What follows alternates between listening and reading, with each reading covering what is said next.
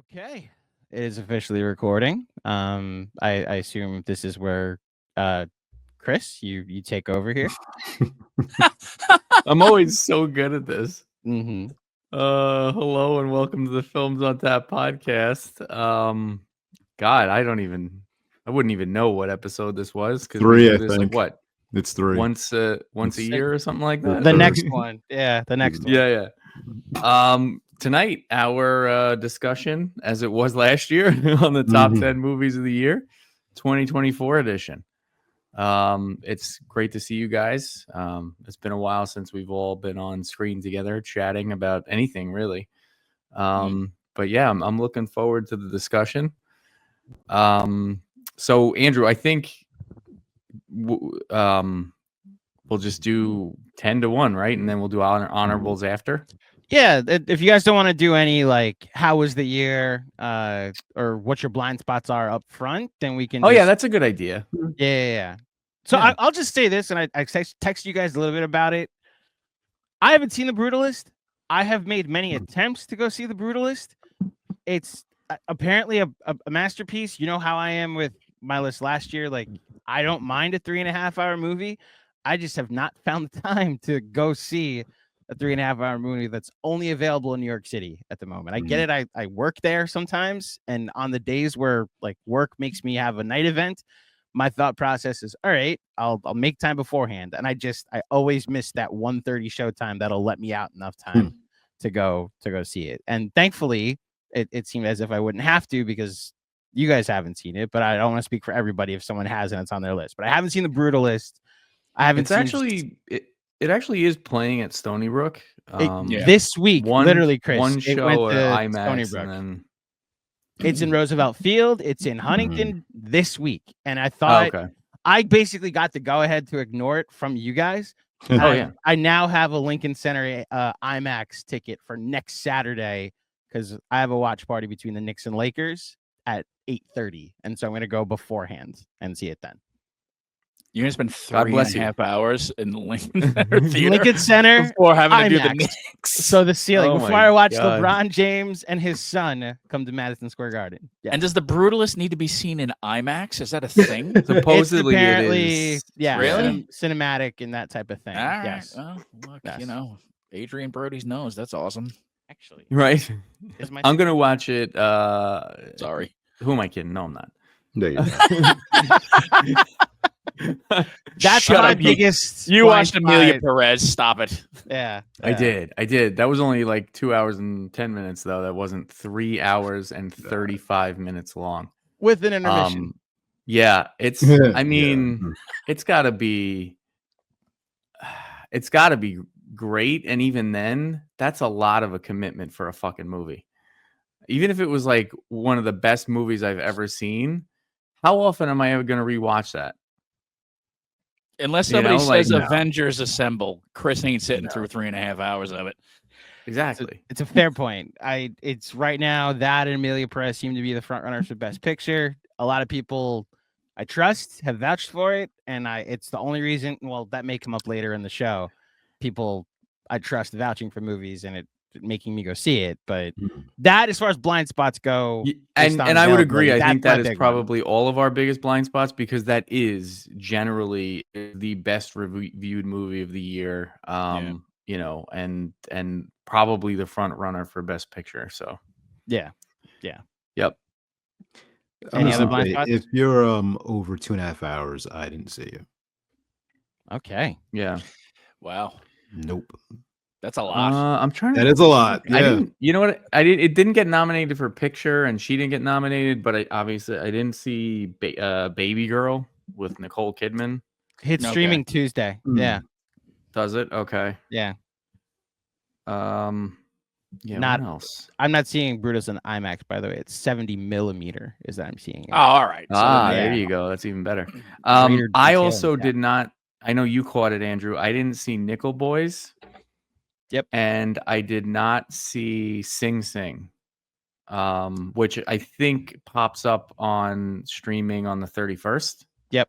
That sounds right. Yeah. So, I'll watch those when they become available. I think Nickel Boys only just this week has showings out here. So, you know, I didn't really get a chance to see those. You know where Sing Sing is? It was playing one showing a day for 4 days. I know this where it was week.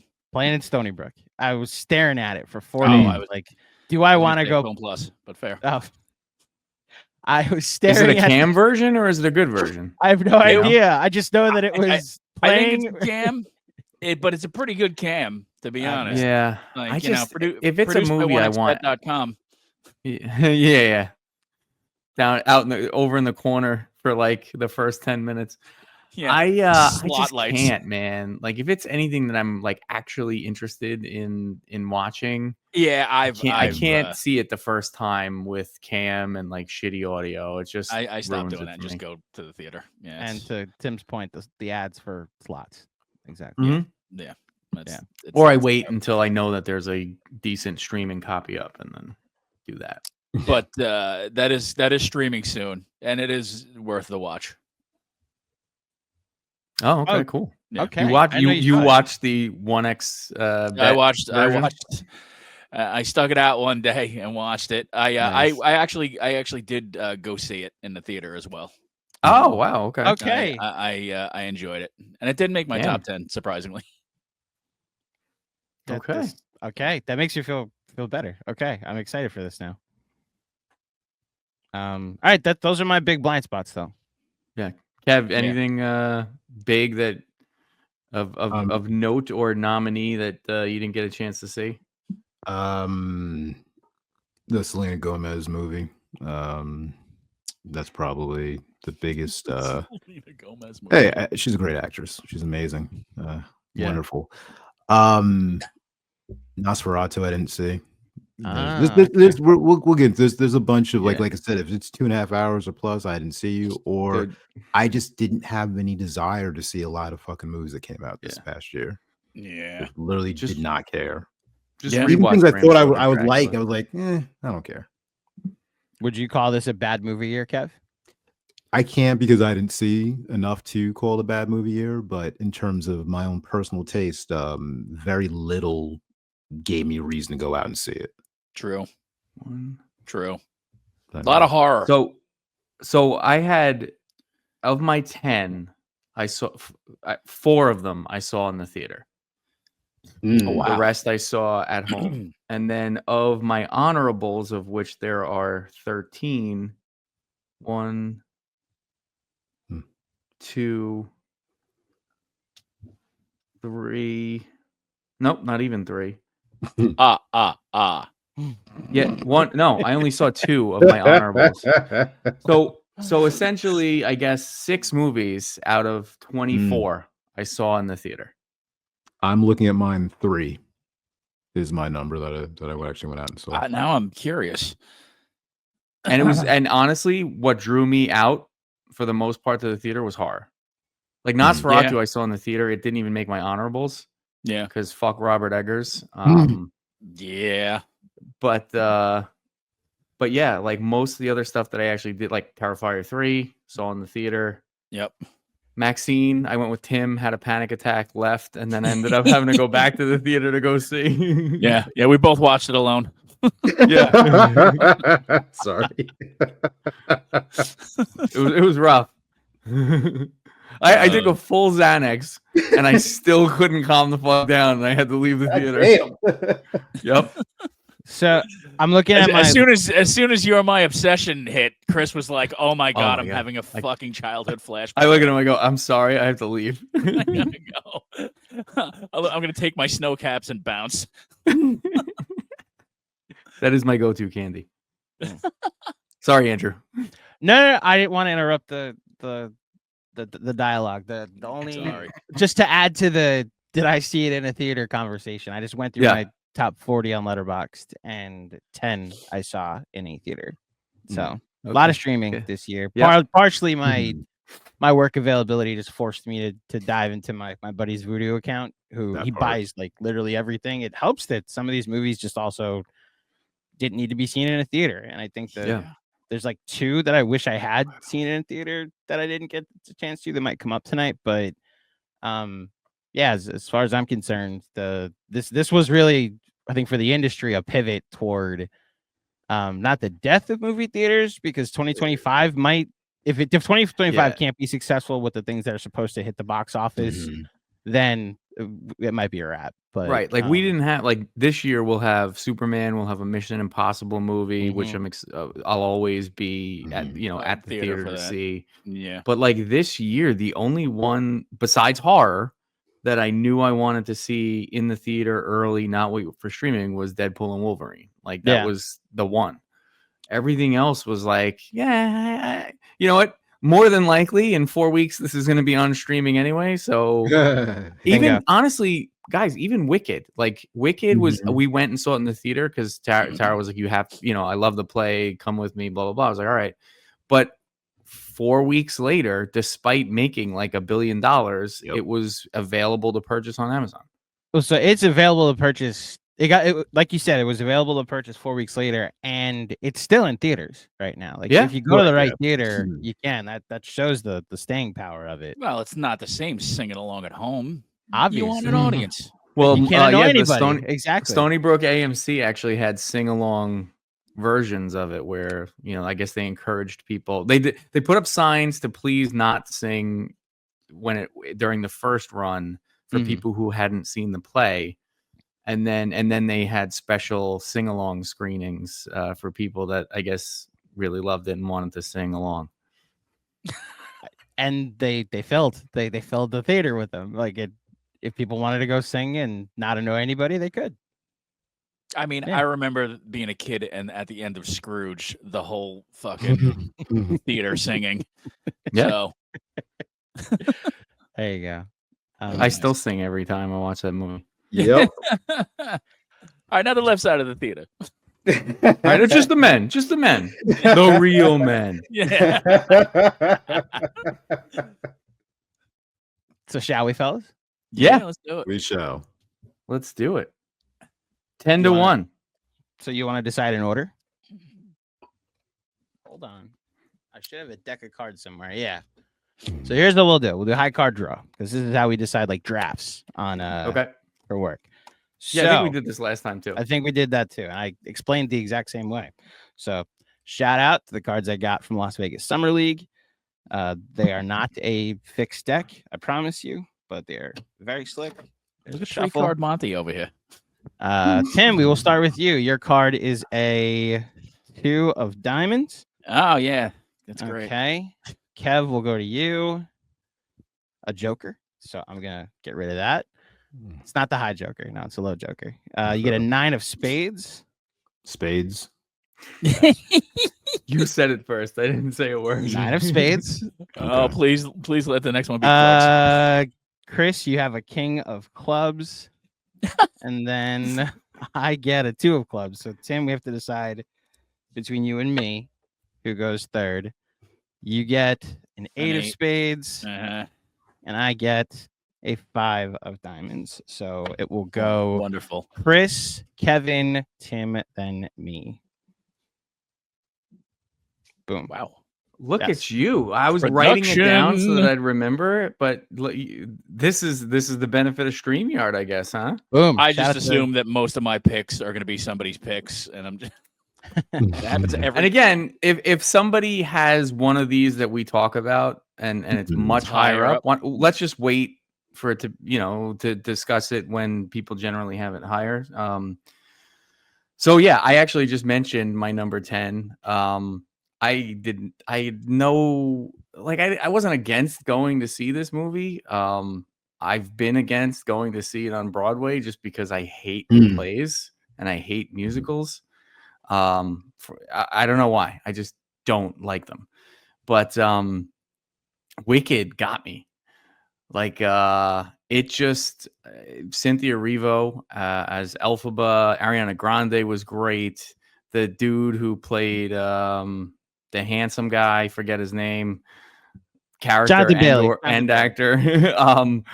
But like it was cool to see the kind of the story leading up to the Wizard of Oz. They did spoil it a bit in the beginning with the mom banging Jeff Goldblum because his voice is fucking like it's so recognizable that like I'm like, oh yeah, okay, he's the dad. Sperm finds a way, Chris. Right? But the songs were infectious. The movie just pops off the screen with the color. And it was more emotional, or I connected to it more emotionally than I thought I would. And when you get to that, and I realize it's only like the first act of the play is a 2 hour and 45-minute movie. It didn't feel long to me. I was in it the whole way. Great visuals, great special effects, and that whole like sort of last act and that final song. I actually got like goosebumps, which doesn't happen often, especially for like a thing that, you know, I would generally be like, oh, this is a chick movie. I'm not, you know, like I'm not really gonna.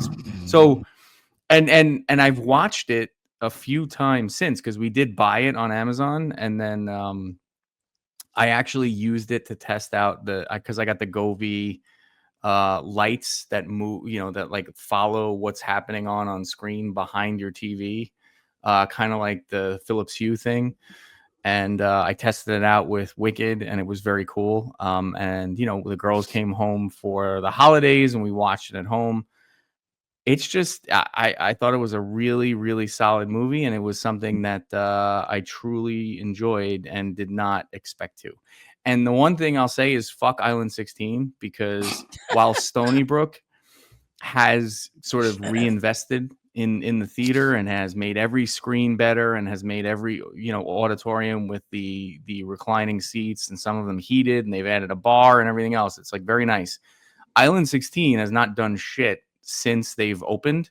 And I unfortunately saw this in a theater where it almost sounded like mono sound, and it was low volume. So you sort of were straining to hear the dialogue, and the music the songs didn't explode like they should have in a theater. And despite that, I really loved the movie the first time I saw it. And then having since watched it at home on my TV with my Atmos system, it's even better. So really loved Wicked, and I was surprised that I did. Was it playing in 4D? I don't know. I don't know. I didn't need like something shoved up my butt while watching Wicked. I felt you know, I mean, I felt like I was probably like, you know, at least in spirit wearing a butt plug while, you know, if the broom going fits, to that Chris, movie. you know. But that sounds like someone who didn't try that, Chris. Yeah. I will just, I know we decided on an order. Wicked's also my number 10. I am also stunned that I like this movie as much as I do. I'll say more in a couple seconds, but at least you can get it off the board. One of those movies that everybody that I had no interest in seeing. The trailer looked cheesy and like theater camp bullshit. And then enough people that I trust were like, no, I loved the movie. And I was like, all right, fine, I'll try it. Yeah. It's really that the awards started to come out and like nominate this thing, and then I gave it a try. And Tara tried to get me to go, because I bought her and Katie and Taylor tickets to see it on Broadway, and they were like, this was the greatest play we've ever seen. Like, it really, you know, it was it like connected to the Wizard of Oz so perfectly as a prequel. Like, I didn't know they were books beforehand. Like, you know, whatever.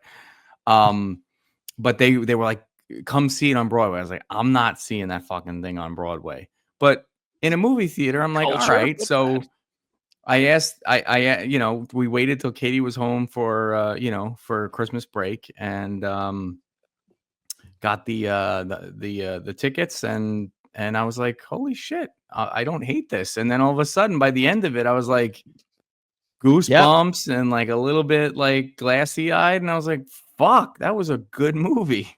So yeah. Did anybody else? Is it on anybody else's list? Do we want to stop the convo about it now? No, it's us two homos. Okay, I tried. I watched it. It's not for me. It's not my thing. I don't Tim, begrudge I'm it. telling you, I didn't think first 45, 50 minutes. It wasn't. I was like, what is this? Like, I hate Ariana Grande's character. I hate Glinda. And then by an hour and a half in, I'm like weeping along with Elphaba because I also was not that girl. And then she finally decides to go against the establishment and says that she will be defying gravity defying gravity for a little bit against all of these whack people that are trying to oppress her. Yeah. So I mean, yeah, I I'm all respect the for it. message. I thought that they all were really good in it. I can't look at Ariana Grande and not think she looks like one of the Quiznos rats. She's lost a lot of weight. You know, She used to be insanely hot, and now something is you know up what there. I'm talking about, Kev. Stop it. Yeah, we've all seen. Yeah. Those were like the greatest creation ever. So really it's like the whole Wicked experience, though, is like the press tour with Cynthia Erivo and Ariana Grande, who's phenomenal, by the way. She's great. Absolutely. The controversy of Ariana Grande splitting up the marriage of Ethan Slater and his wife, who she's now dating. What the fuck is that, by the way? Because that guy is the wife? goofiest looking. Ariana Grande is dating that fucking redheaded dude. Yes, the guy that plays what's his face, Brick or whatever the fuck his name is. Yeah, BOQ. Yeah, whatever his name is. Point is, Ethan Slater was married going into the filming of Wicked, left with a girlfriend named Ariana Grande after she released a song that said, "I'm break up with your boyfriend, I'm tired," or break up with your girlfriend, I'm bored. Whatever the controversy was, that became part of the press tour, and then she got nominated for an Oscar for it. I didn't know any of this. Yes, all of the above. Wow. She got better as the movie went on, and especially as she really started to build that relationship with Elphaba. Yep. Like her performance shined through, and you actually cared about her character. Because in the beginning, you're just like, ugh. She's certainly the character is vapid. Her performance is a little bit much. But yeah, no, I'm not ashamed to say I really like Wicked.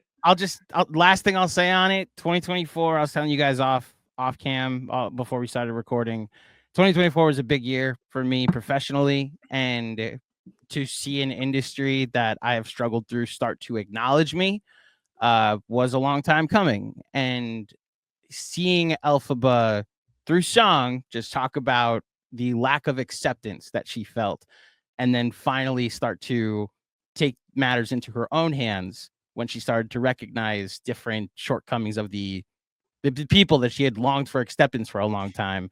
I related to it. I may have been bringing my own stuff into it, but it worked. It just and they nailed the defying gravity moment at the end, which you kind of need to for Wicked to work. So look, I agree with every criticism. The way this thing is shot is very weird. It looks like a cartoon, especially like you could have gone to New Zealand and shot this, but no, you chose a soundstage.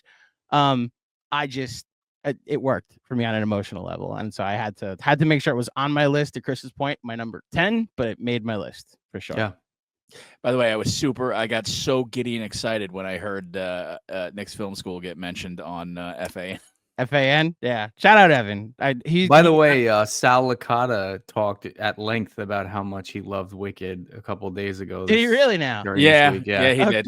Tierney gave him a little bit of shit, but like, he basically said when he drives in, he listens to Popular, and that sounds like kind of rocks out to it, and and then they played it on the show, and Brandon was like, "What?" And then he talks how Soto is the second coming of Christ, and terrific. I knew it was coming. I knew it. Did you go today? Because he didn't. I didn't. I had to work. No, he didn't. Neither did Pete Alonso because he's not on the team. Soto was busy eating a couple cheeseburgers. But seriously, in all seriousness, congrats. Thank you. Thank you. I'm here for the $765 million bat right fielder that will be amazing and probably make the Hall of Fame one day. Kevin, I believe you're next. Actually, my number 10, I decided about 5 minutes ago. I was going back and forth with two movies. Both of them, I think, are technically fine films. They should be. Are you going, Jim, where your number 10 is one that also might have made your worst of the year? No. Well, I would say in terms of it would have made disappointments of the year because they were both very hyped up. And when I thought, like, all right, I enjoyed, but I don't see what everybody else sees. The one I went with is A Different Man. Ooh, okay. Sebastian I had that in my Stan honorables. He's fucking amazing. The other one's higher on my list. Okay, fair enough. I know what you're talking about. Yeah. Watching this movie, I was enthralled. It was gripping. I cared enough to watch the entire movie, and then you get to the end, you're like, all right, not trying to spoil anything. Surreal dark comedy that just felt flat at the end, and that's why it's 10 and not higher. But that's a bigger conversation about other. Anybody else see it? Yes, I did. Honorable. Yeah. We also. I think we all saw it. Okay. I was going to say it seems to it's part of a theme. I felt like to some of last year's movies. This it's definitely a distant cousin to The Substance, and a bunch of things. Is the grass greener on the other side?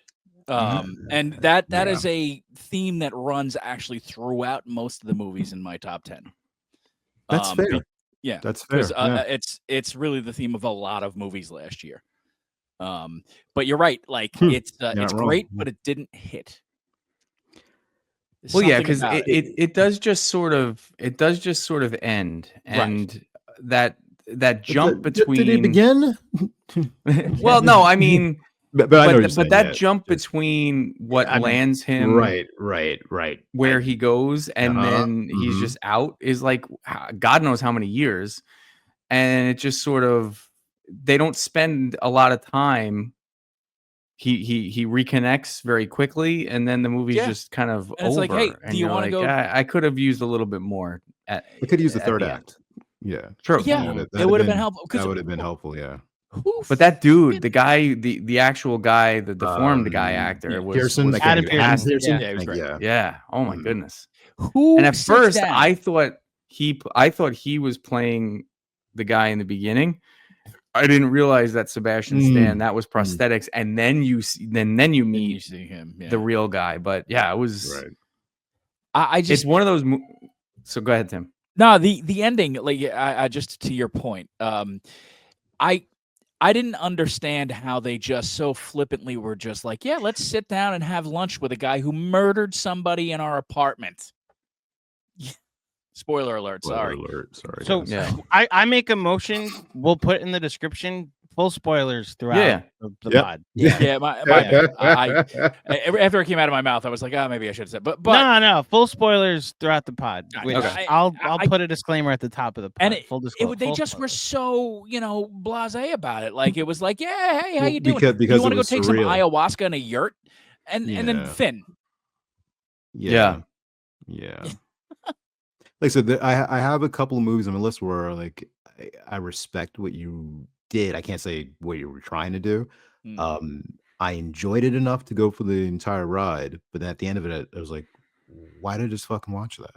Yeah, I saw it a couple days ago, and then like 2 nights ago, watched Amelia Perez, and they were in the same vein for me of like, I'm completely in on this, and I'm completely enthralled, but this isn't a great movie.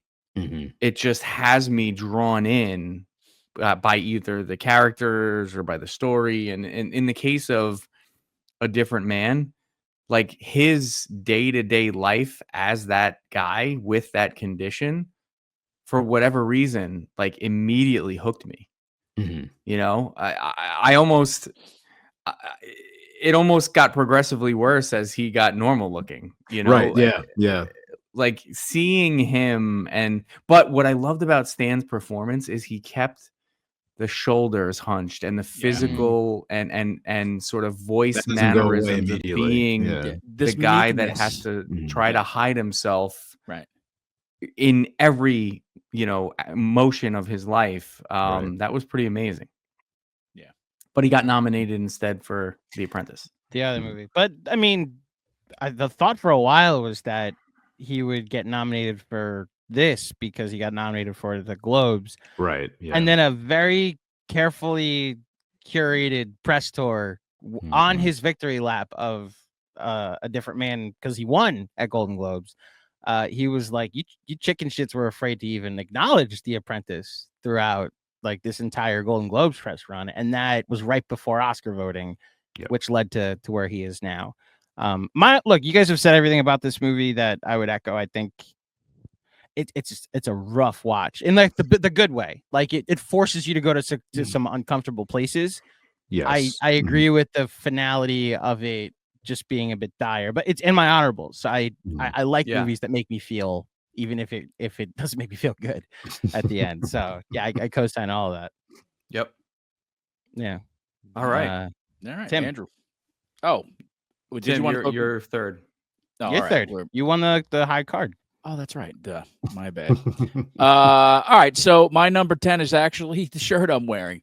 And I don't know how high, if it's on Chris's list or how high. It's not. It's in my honorables, though. Your honorables. Okay. Absolutely. I picked this movie not because it's a groundbreaking film in any way. Terrifier 3 is the most fun I've had in a movie theater this year. Probably the most fun I've had last year, actually. I saw it twice in the theater. The first time Chris was supposed to go and he was unable to go. I had a Yankee playoff game that I could not. Understandable. I was watching my phone while watching the movie, then which doesn't say much for the movie, but thankfully you did choose to go a second time with me. Here's why I went the second time.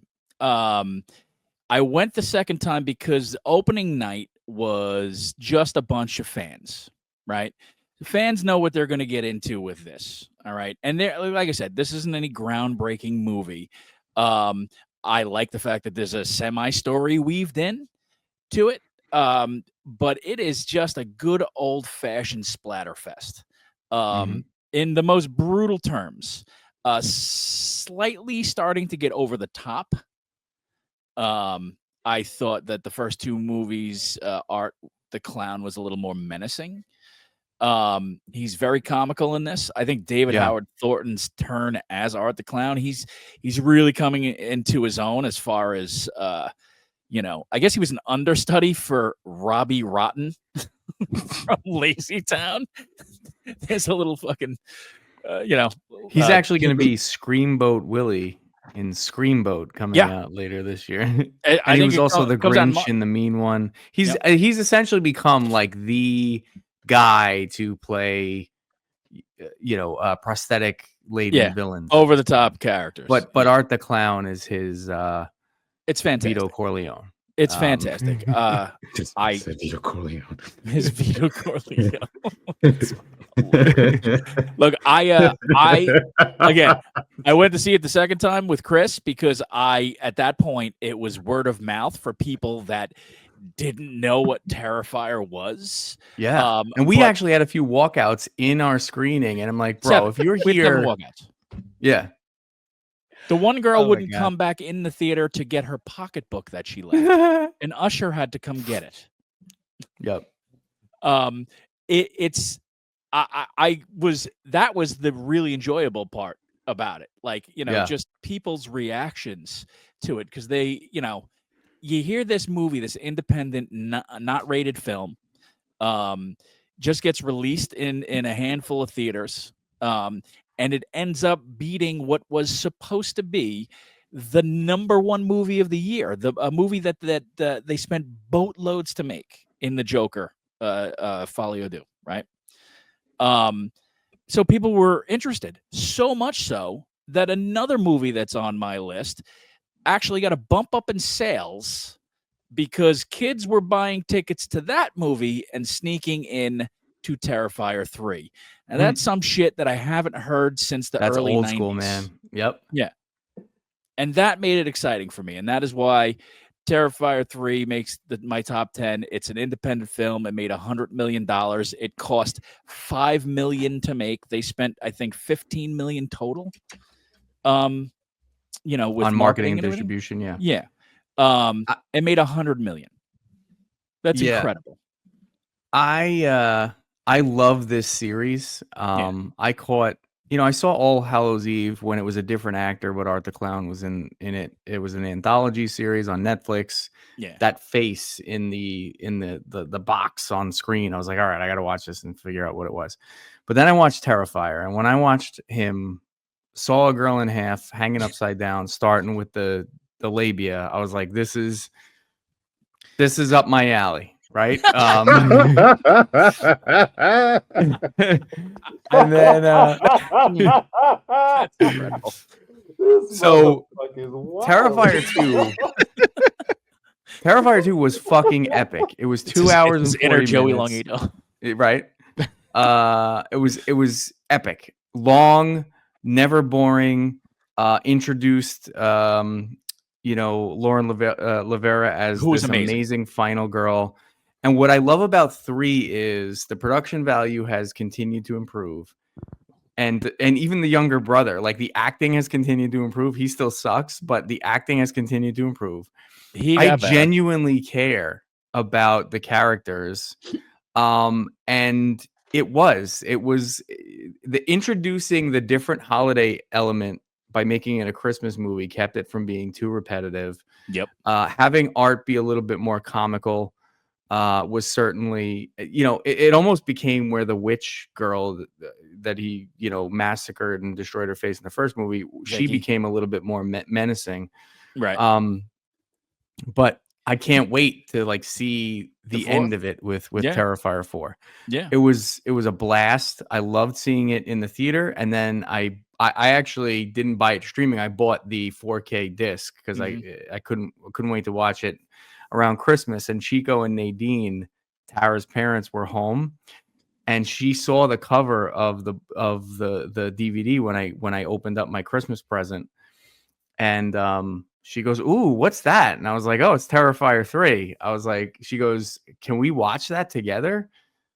And Chico was like, "Yeah, I'll watch that." I'm like, "Guys, I gotta warn you, like this is gonna be very gruesome and graphic." They were like, "Ah, it's fine."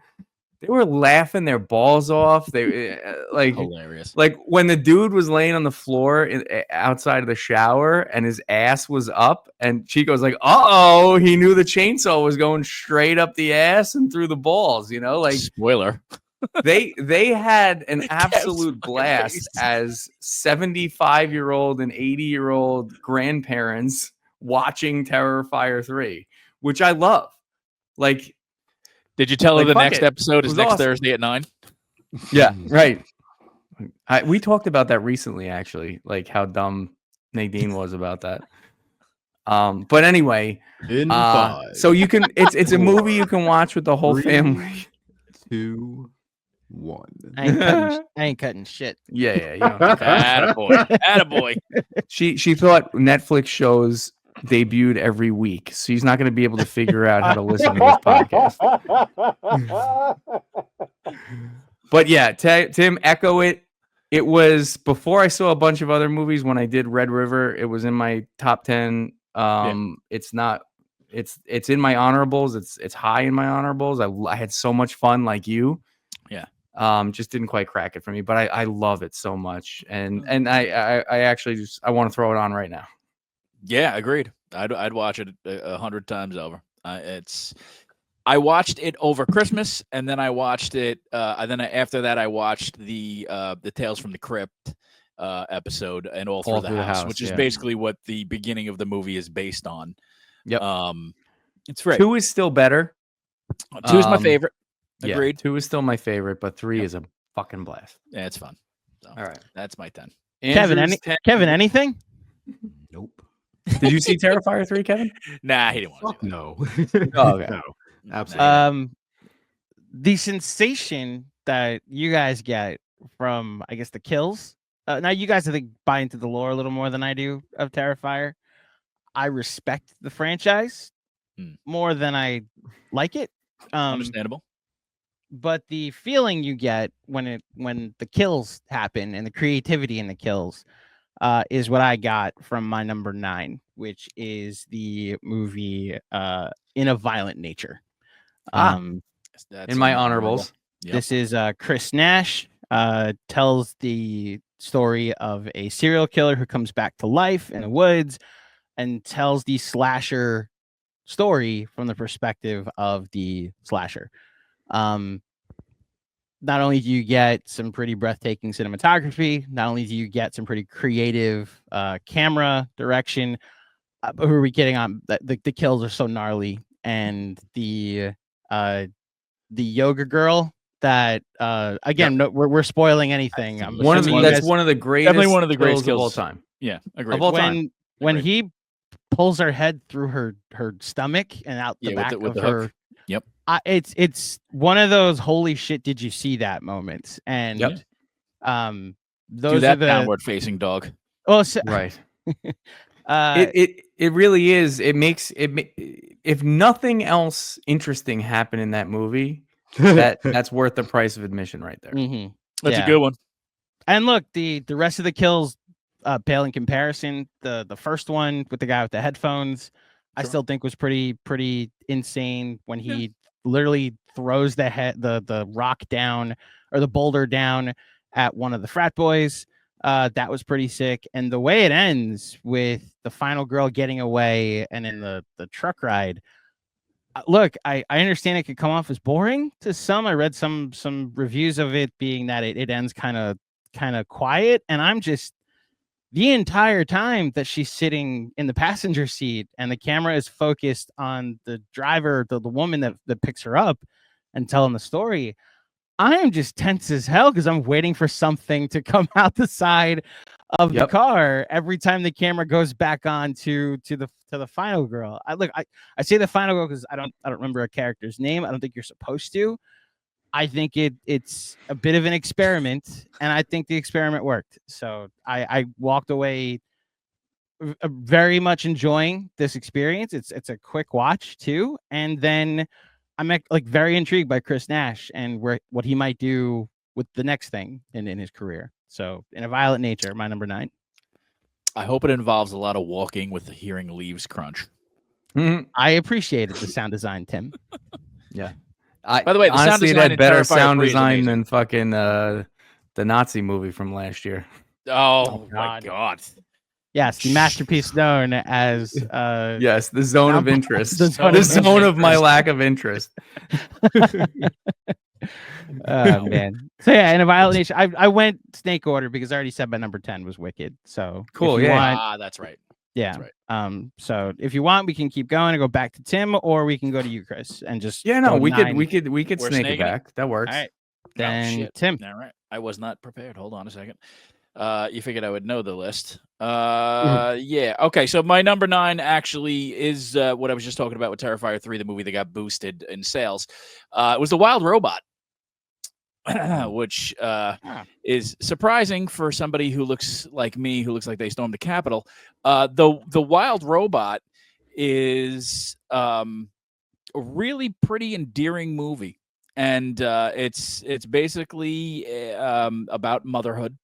And this instinctual nature within any type of living, whatever. Sentient being. Sure, we can go that route. Yeah. It's actually, I'm going to pull a Chris because it's a dual number 9. Oh, man. I'm going to fix it. I'm going to fix it with Inside Out 2. Because both of those, they're both up for Oscars. Obviously, they're both animated. They both hit me in a pretty visceral way, the way that Wicked hit you, Andrew. I have never been so depressed and angry watching a movie than I was watching Inside Out 2 when the character Joy says, and I quote, "Maybe when you get a little bit older, you just experience less joy." And I looked at the TV and I said, "Go fuck yourself." And I had to get up and walk away for a second. Maybe. Yeah. They both are incredibly well done. The message behind them is heartfelt and really resonates. And the animation on both, while vastly different, are both really, really incredible. I don't know which one I would go with as far as an Oscar pick goes. But I just remember being so surprised by Wild Robot. Yeah, you had mentioned it at the time. I think you texted us in the group and said, "Wow, the Wild Robot I was not expecting that." I was not expecting to give a shit, and it really made me feel. So I don't know if you've seen it. If you haven't, check it out. It's worth it. Yeah, I have not. But that doesn't mean I won't. Yeah.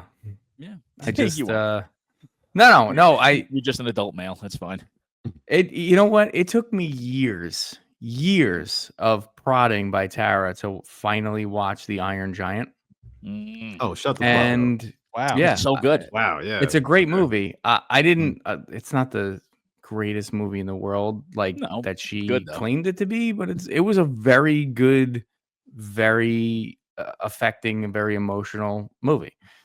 You know, and so it, you know, I saw the preview for The Wild Robot. I was like, that probably made me cry.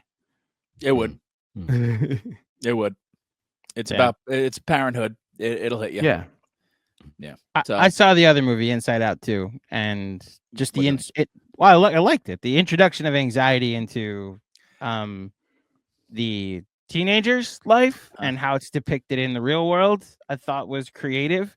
Yeah. The world building alone in Inside Out, but between 1 and 2, like the first one was so mesmerizing that it was just hard to top it for this one. But then they go through all the different forms of anxiety in the place they get banished to, all the different emotions. I thought that was good for like a kid to understand, but then as the adults watching it, you then start to, oh yeah, I do feel this because of my anxiety. I do respond to things this way because of anxiety. So yeah, I co-sign the takeaway, Tim. That's for sure. And then obviously the climax of it with the thing that happens. Yes. Yeah. They're both very, very good. They're both worth the watch. So that's my 9s. Okay. Kevin. My number 9, I think, is going to be higher on at least one person's list. Very showy performance, a very reserved performance, and I'm watching this movie, and all of a sudden hits me: is that Jennifer Grey? Real Pain is it's once again, it's a movie that I think is phenomenal. It's technically well done, great performances. Culkin is one of the better of the year that I've seen. It's kind of got to the end and I was like, all right, that was thank God it was only 90 minutes. I'm very grateful for that. Kind of wanted something at the end, but in the context of the story, I'm okay with it. Yeah. I had it much higher for me. Yeah, much higher. I had it a little bit higher. I figured it was gonna be yeah. It's definitely up there on my list. But it made all 4 lists. Culkin is fantastic. Yeah, that He's one made amazing. all 4. Okay. Yeah. All right. Well, that's one that made all 4. There you go. We'll expand when it comes up in each That's 4. fair. Yeah. Chris, you're up. We get back to all right. My number 9, Longlegs. I love Oz Perkins. I saw The Black Coat's Daughter subsequently, or prior to that, it was called February. So I still kind of refer to it as that. And I was blown away by how good that movie was years ago. And then he did a really great take on Hansel and Gretel. I believe it's called Gretel and Hansel, his version. Just visually, he's an incredible, sort of storyteller just through visuals. And I did not fall subject to the, this is the next Silence of the Lambs, or this is the scariest horror movie of all time hype. I knew it wouldn't be that. But this is one of those day one movies that I knew I wanted to see in the theater.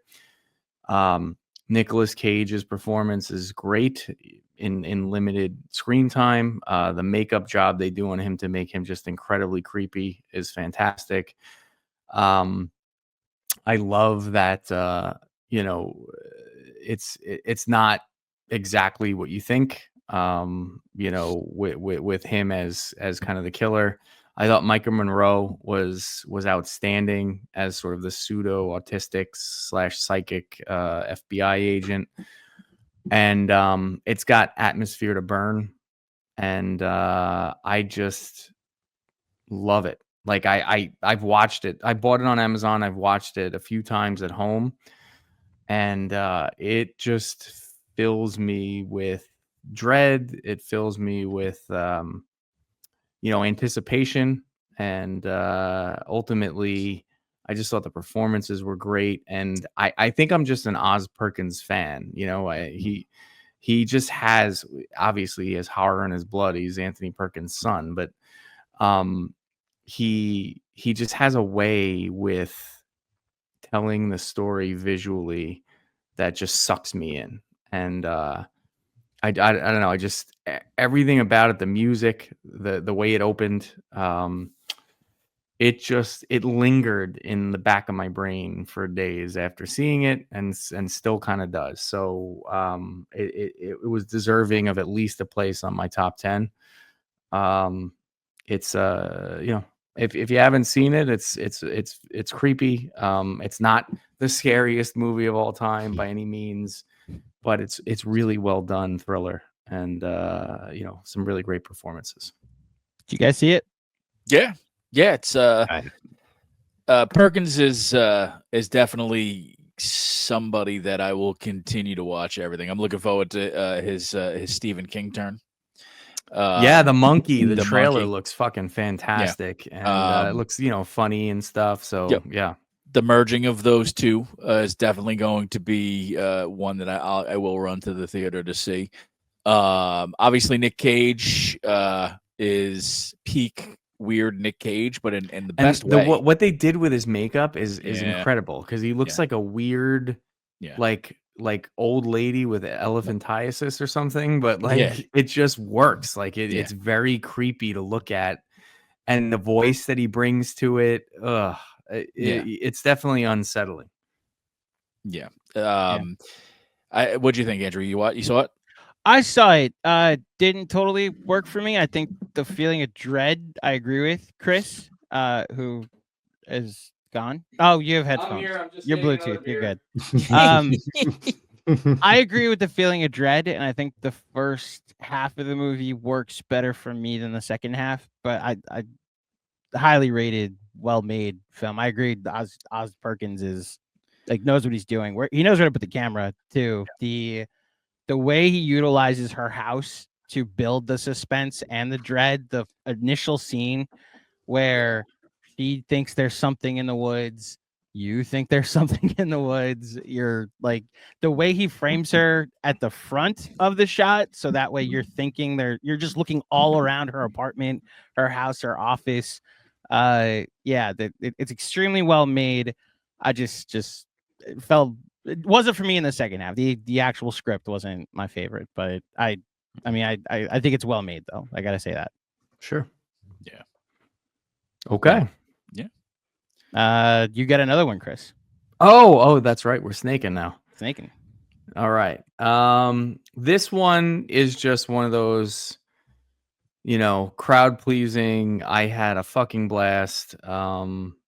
It's the only Marvel thing I've liked in a long, long time. And it was Deadpool and Wolverine. Made me. Does anybody have it higher or my number one? No, I'm kidding. It's not on my list. But okay. This is just. It's putting those two together, I think, was a stroke of genius, because their personalities are obviously so opposite. At least the characters are. They took elements of the most recent Marvel phases with like the TVA from Loki and some of the other things. And that was probably the last series on Disney Plus of Marvel that I watched. The first season anyway. I didn't even watch the second season. Yeah. I'm so disillusioned post Endgame, except for WandaVision and a couple of other properties, that the only thing that was going to bring me back to the theater was, in fact, another Deadpool, and the fact that they brought Wolverine. And those first 5 minutes of him digging up Wolverine's body and using it to kill all those guys to the tune of bye, bye, bye. Bye, bye, bye. Yeah. I was in. And there's tons of, self-referential shitting on new Marvel, shitting on Disney. But you genuinely kind of care about I've always cared about Wade Wilson and his relationship with the girl, and I care about the friendship between this Wolverine and Deadpool, and it was just so entertaining, and I feel like that's kind of rare. There's a lot of dour shit that ends up out there, a lot of heavy shit that we end up. This was just pure, like, just sit back and laugh, enjoy the violence, enjoy the humor, and just have a good time. So I saw it once in the theater. I've probably watched it 3 or 4 times at home.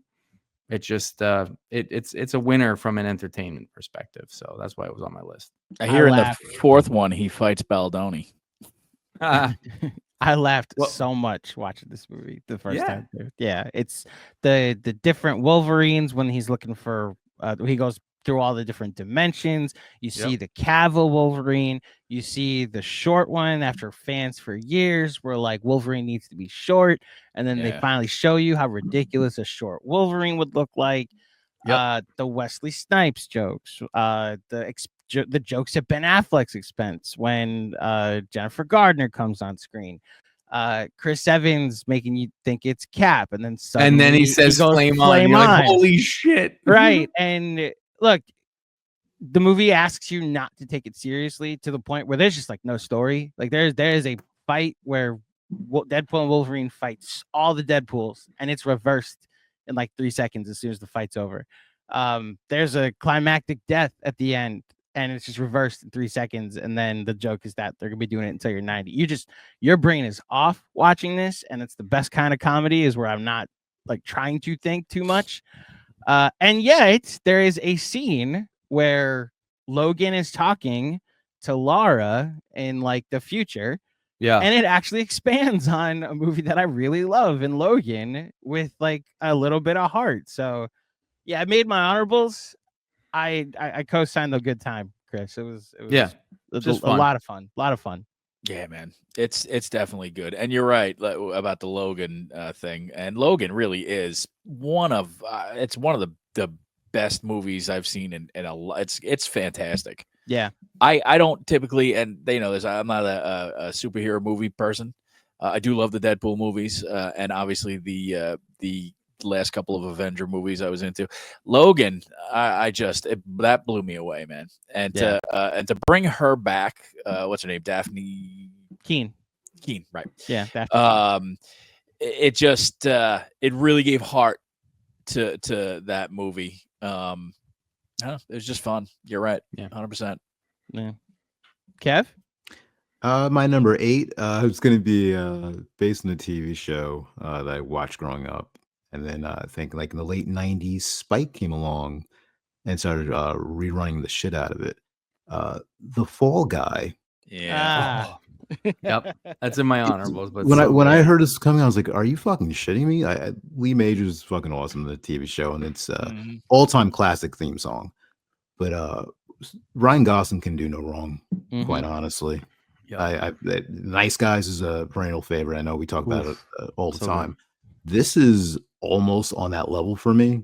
It's like I think maybe about 20 to 25 minutes way too fucking long, which is why it's only at number 8. But this was one of the most fun experiences I had this year.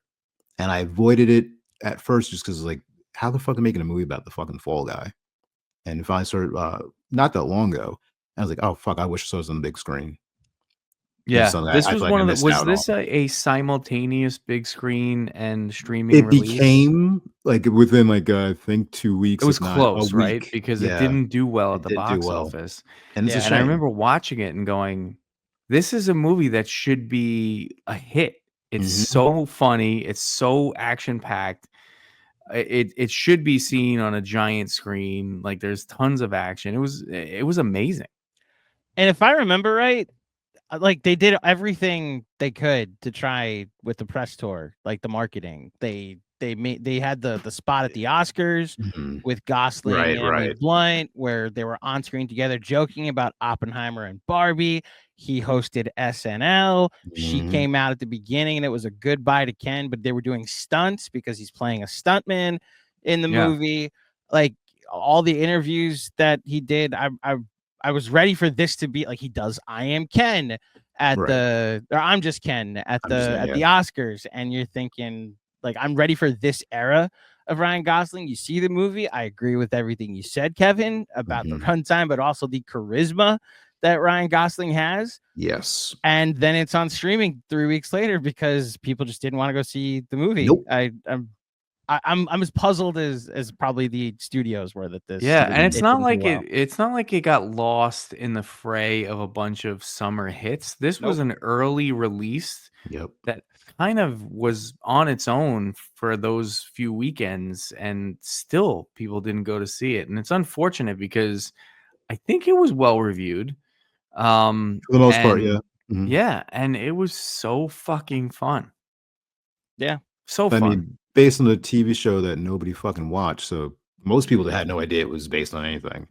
Yeah. And then Ryan Gosling has obviously been in some major fucking films, but there's been concern, is he that type of star can open up something on his own? And you kind of starting to wonder. Yeah. He's so good in everything. He's amazing. Yeah. I'm ready for this to be like this era of him where he's got some competition from the dude from Twisters. I'm blanking on his name. He's also I know in you're talking The about. Hitman. Yeah. But Glenn Powell. Like I actually watched The Dark Knight Rises. There's no competition. Yeah, and he's in that motherfucker. He's in that movie as a stockbroker, like a bit part. Yeah. Everybody wants some of his best work. You know, I'm 100%. Both okay. I'm glad other people have seen that. Yes. Yeah. It's so good. Absolutely. That's one. Kev and Chris loved it. I fucking love that movie. It didn't do as poorly as I thought at the box office. It did 181 worldwide, so 90 domestic. The problem is because of the special effects of a movie like this, $150 million budget will make it tough to turn a profit. But yeah, this I great time, and I'm here for the Gosling assance, Kevin. I love it. Yeah. What's up, Chris? I'm looking at my ring. Okay. It's one of Connor's friend's parents putting a bike in the trunk. I thought it was just somebody walking up trying to steal a bike. Okay. Oh, sorry. Fair enough. That would have been an excuse to pause the podcast. I would have run out the door. Well, no. Seriously, Chris, you're number 7. Motherfucker, you better grab your webcam and scream "World Star," bitch. Right. Tim, you're up. Yeah, what are we up to? Number 8? This is number 8. Yeah. All right, number 8. My number 8 was a documentary. And it wasn't a documentary that I don't think it was nominated. But it was one that I enjoyed nonetheless. Christopher the Superman. That's in my honorables. Oh my god, though. Yeah. You want to talk about just gut-wrenching and heartfelt. You're not going. I'm always a sucker for documentaries like that. There was the documentary a couple of years ago about Steve, and I'm blanking out on his name, who had he's the one who started the Ice Bucket Challenge. Oh, Gleason. Yes. Yeah. Steve Gleason. The guy who blocked the punt. Blocked the kick. New Orleans. I mean, that I can't even watch the trailer of that without just blubbering in a corner for 18 hours. This hit me hard. But first of all, Reeve is, as we can all attest, is our Superman. I mean, he's Superman. So right there, everything that they show when he is young and vibrant and playing Superman, and obviously they intersperse it with cuts from the movies. You're like, oh my god, he is Superman. Yeah. So like that's our childhood. Yeah. So to see obviously and we all saw it, we lived it, the juxtaposition of seeing that to, what happens to the body. And then of course, obviously, Chris, you obviously, Justin as well. One of my closest friends growing up my whole entire life. My closest friend, I would say, like we grew up together since preschool. Also a quadriplegic. It's seeing the footage from Kessler in New Jersey, where he went to rehab, and then that's where Justin went. and going. I Oh, remember really? going to, yeah, and that's I remember going to visit Justin at Kessler, and it wasn't so long after. It was only a couple of years after the Christopher Reeves was there, with the accident. I just the fact that beforehand and then after the accident, he was always proactively trying to, do good. Let's say. Really does make him the quintessential Superman. And it just was so gut-wrenching but endearing at the same time that it resonated. And I watched a bunch of documentaries this year, some of them that are up for Oscars. This one resonated the most with me. Maybe it's because of the life experience. That's fair. Yeah, maybe it's because of the subject material. Either way, you will feel watching this thing. So yeah, this is the hardest I cried watching anything this year. Oh man. Yeah. And I am a crier, as Tim knows. I sat there next to him in Arrival, and he had to like console me. But yeah, it was embarrassing. I must admit, but this one was not. Okay, we got you some tampons. Yeah, I grew up the Christopher Reeve. I've got a Superman tattoo. My wife calls me Superman. It's just like that's my favorite superhero. He's my favorite Superman. Yeah. And he really, and my mother loved him and really admired how he took up the cause and never gave up fighting. And I think what I loved about the documentary is it didn't shy away from the fact that he wasn't the best father and he wasn't the best husband, and he kind of abandoned his first family a little bit. And when he met the love of his life in Dana, but that ultimately, God bless that woman, by the way. This incident, this tragedy, kind of made him a better person. And while I'm sure it was insanely, frustrating and debilitating, he did more for the world in that chair than he ever did, playing movie roles and playing Superman. And so, and it also, I think, not to say that it freed him up, but he knew that he was trapped and typecast, and nothing he ever did outside of Superman was ever as successful, even if he was perfectly good in those roles. Yeah. But seeing that happen to him and reliving it, because we all watched it while we were growing up, on TV and stuff, and seeing how he brought people together to try to, drive change, and seeing how the advances, sort of how encouraged and inspired he was by stem cell research and hoping for some sort of a cure and an advancement. And then, it's one of those movies where you fucking know what happens, but the thrill of seeing him being able to like move toes, and you're like, holy fuck, like this is gonna work. And then you're like, wait a minute, no, it's not. He's going to die. It all just, it's this stew of nostalgia and emotion and revealing some things that I didn't know about Christopher Reeve and who he was, but ultimately me still loving him as much as I do and have always done. I loved it. It's sort of that number 11 type movie for me. Understandable. But I was a wreck afterwards. Like I was kind of inconsolable. And it made me think of all sorts of fucking things, like you, Tim. Like, you think about Justin, you think about I thought about my mother for some reason, just because she loved him so much. But like ultimately he was a genuine guy, and he was a good man, and we lost him too soon. I agreed.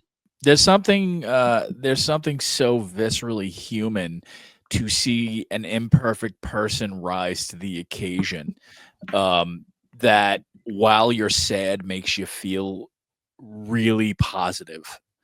And that's what that movie did for me. Yeah. So, all right. Yeah. One of my blind spots, unfortunately, but it's on Max, so it's I plan to see it. Believe me, I plan to see it. Just I'm behind on my docs. So, but yeah, sounds great. Oh, it's my turn. Yeah. Sorry. Okay. So my next movie, I'm gonna tell you guys a story.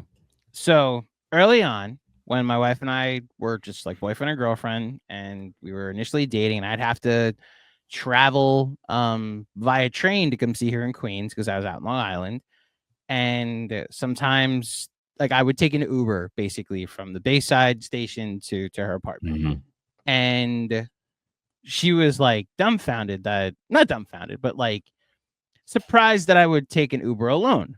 And then there were some times when I would say like, hey, I'll order you an Uber if you'd like to go someplace, or like, I can't drive you somewhere, I'm working, I'll order an Uber. And she's like, no, I don't take Ubers alone. And that perspective always stood out with me. Like, it's never been a second thought to take a cab alone, to take an Uber alone, to go to the store alone. And it's some of the enlightening perspective that having a woman that's close to you, or just having any empathy for women in general, can allow you to see their side of things and see through their eyes. And it's helped me to be just like a better person and a better husband in this case.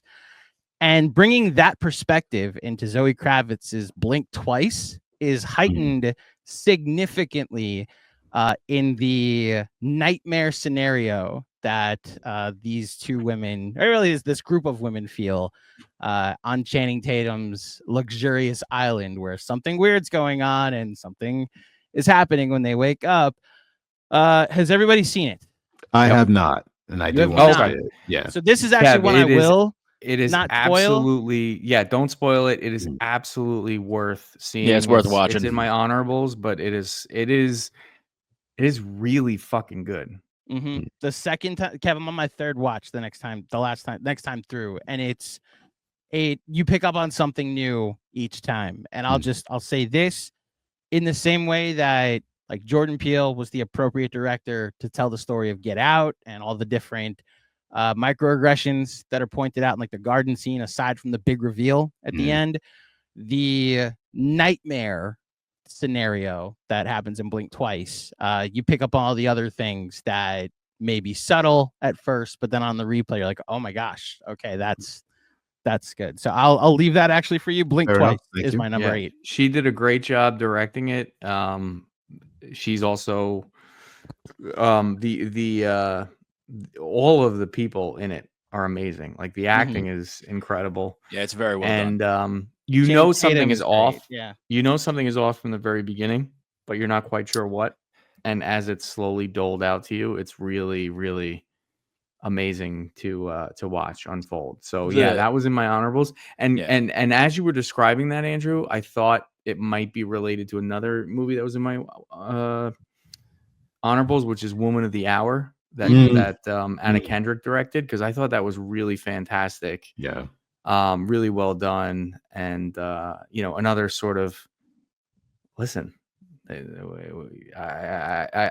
don't begrudge women female auteurs about being nervous about being around a man, because it's fucked up out there. Yeah, it's refreshing to see female directors and their perspectives, especially like it's the fact that it's people that are well known, that are actresses that are taking their shots behind the camera and just nailing it. Is refreshing. Both after seeing Dave Attell at the Paramount the other night, Tim, thankfully, thank you for driving. No problem. It's very clear that women are much better directors than they are comedians. Jesus Christ. Wow. Okay. Yeah. Anyway. I mean, if you want to talk about your husband, okay, right, we get it. Menopause. I mean, either way, that Blink Twice, Kev, check it out. It's definitely real worth good. a watch. Yeah. Just real quick, the performance is Naomi Ackie as Frida, the main girl that you follow everything through is great. Who Aaliyah. played the friend? So there's Aaliyah Shawkat. She's in Arrested Development. She was very good too. Yeah, and There's then another show she was in. she just made an appearance in Severance. Yep. It was another show she was in that started out great, ended real weird. It was like a detective show. Yeah, it had to do with a death and. It was on Peacock. Yeah. I forget what the name of it was. That was actually a Ryan Johnson show. Yes. No, I'm thinking of what's her face. I'm thinking of the other one. The one from American Pie. Oh, yeah. Tara Reid, she's great. No, Allison Hannigan. No, Natasha Lyonne. Oh, yes. She was in the Ryan Johnson one. Russian doll. Yes. Yeah. No, but they were good. And then was Christian Slater in that? Christian Slater's in it. He was. Joe Osment's in it. Simon Rex is in it. Obviously Channing Tatum, the island that they go to. Adria Arjona. I don't know if I said her name right, but she is outstanding. Smoke show. Yeah, to look at in both this and Hitman, the movie with Glenn Powell. Yeah. Kev, highly recommend it. So that'll be my number 8. Really good. So these next 1, 2, 3, I think.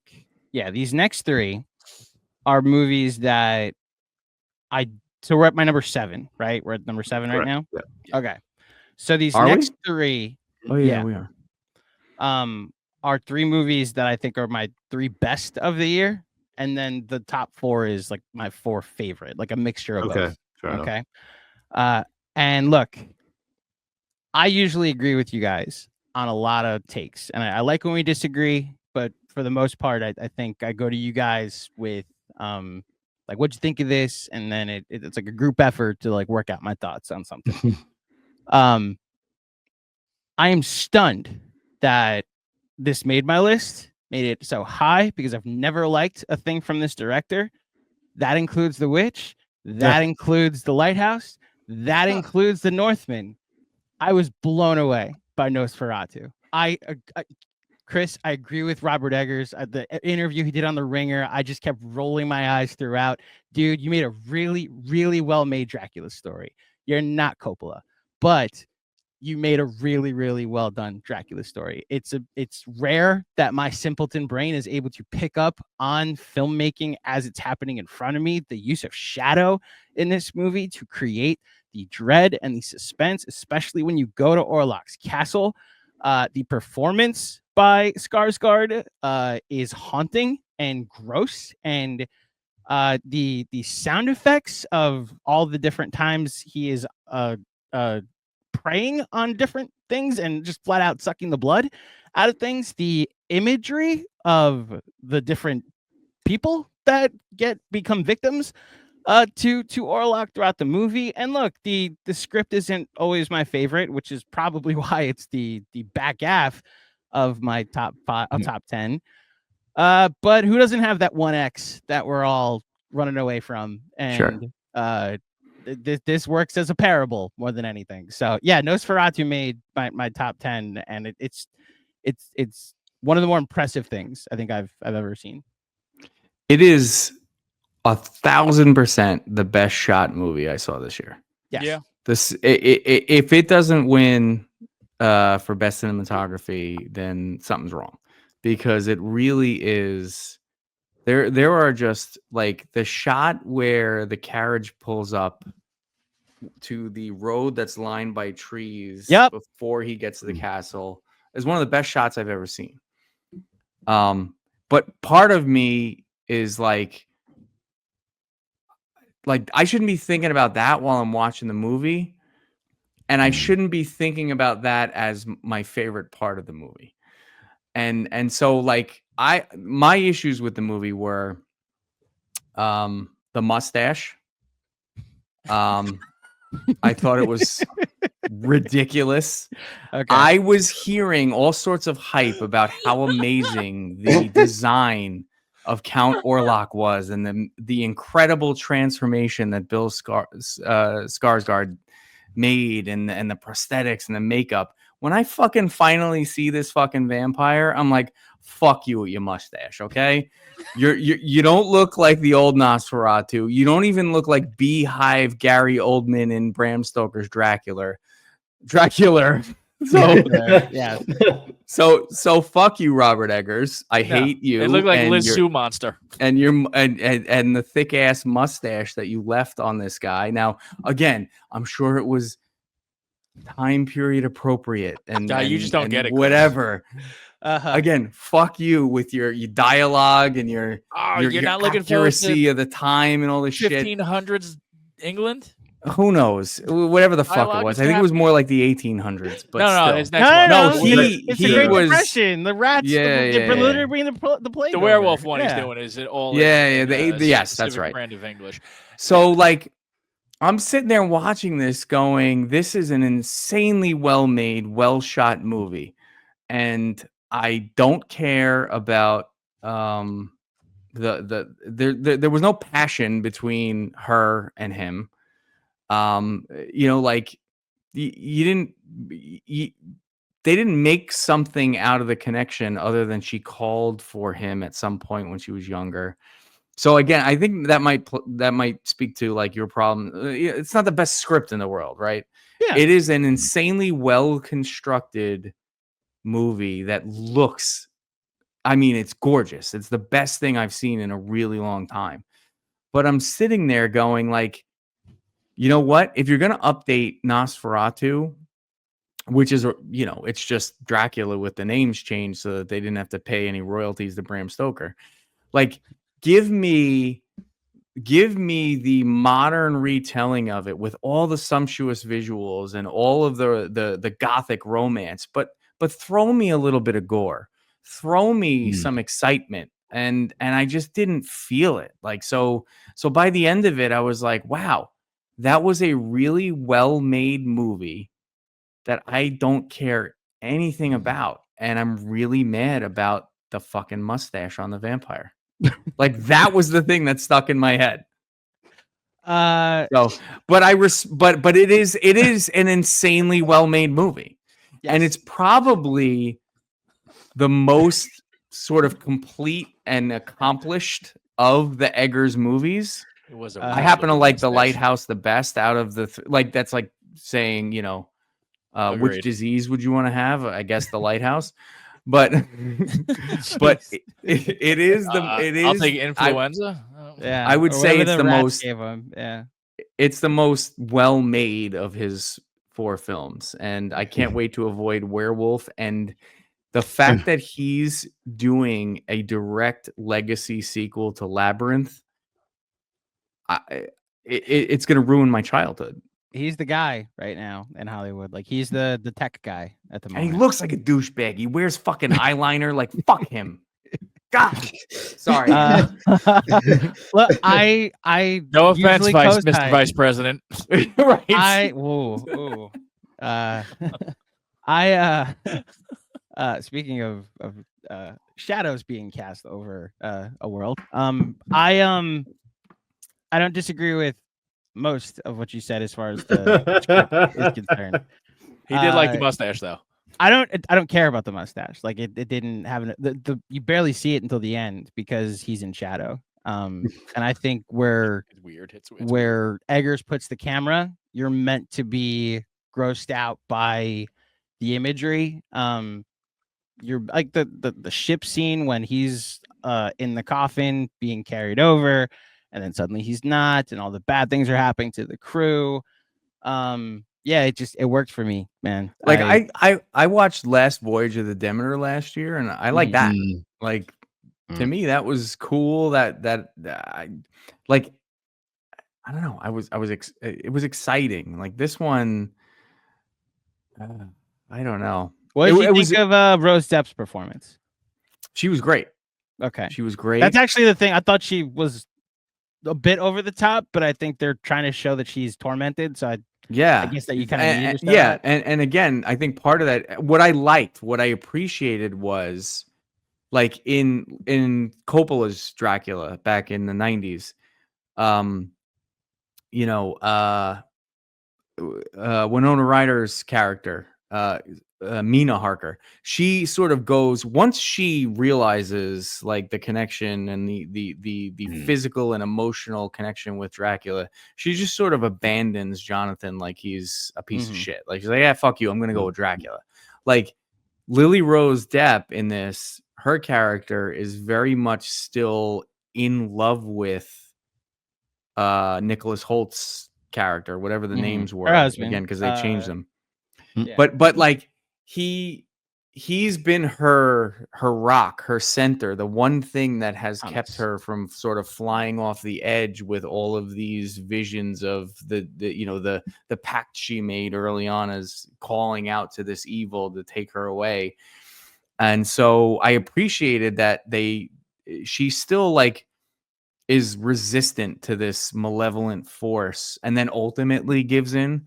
So I thought that was a little bit better of handling, kind of her character in that way. And I think she's very good. The acting is fantastic. The Van Helsing type character is always going to be over the top. Anthony Hopkins did it in the Coppola one. It's Willem Dafoe in this one. So it hits all the right beats, and in some ways it does them a little bit better. I want my Dracula to be like Dracula, not like a rotting away zombie that has no like what woman would still be like, yeah, fuck me with that face falling off, and like, one that is under his spell. That's it. That's the point, is that Chris, I'm like almost 100% with you on other things. I promise, like usually with under his spell, especially with Eggers, like especially when the reason she ends up like doing the deed is, I mean, spoilers, is a sacrifice.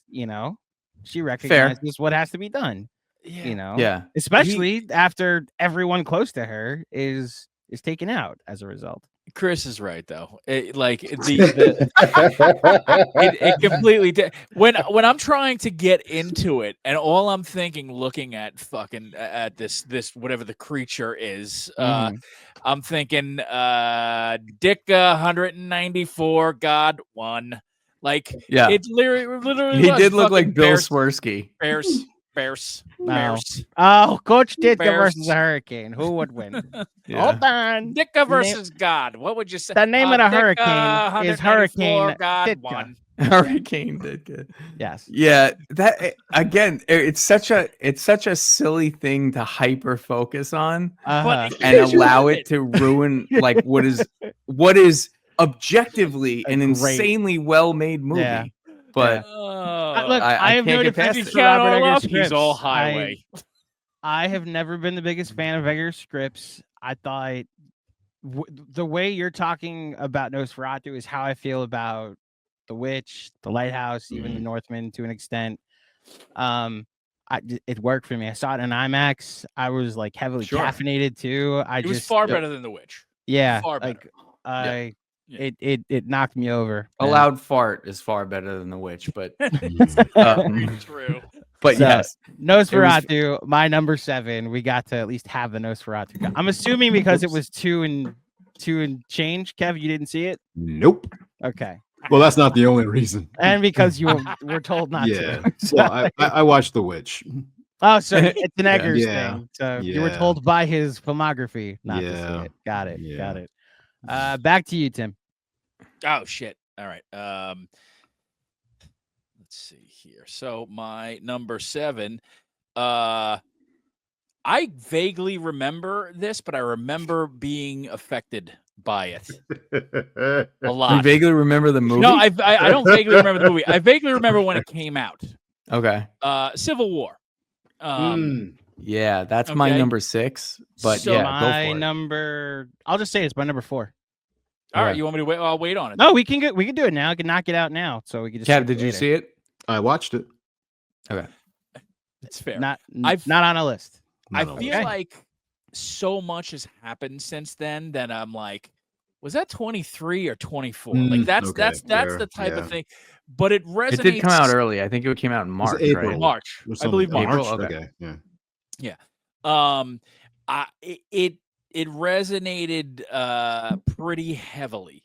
And it was, I would say, looking back on it, it felt jarring, but it's not jarring because I feel like I'm living it right now. Like it's, like this is the end game, the outcome. And I guess that was the intended purpose.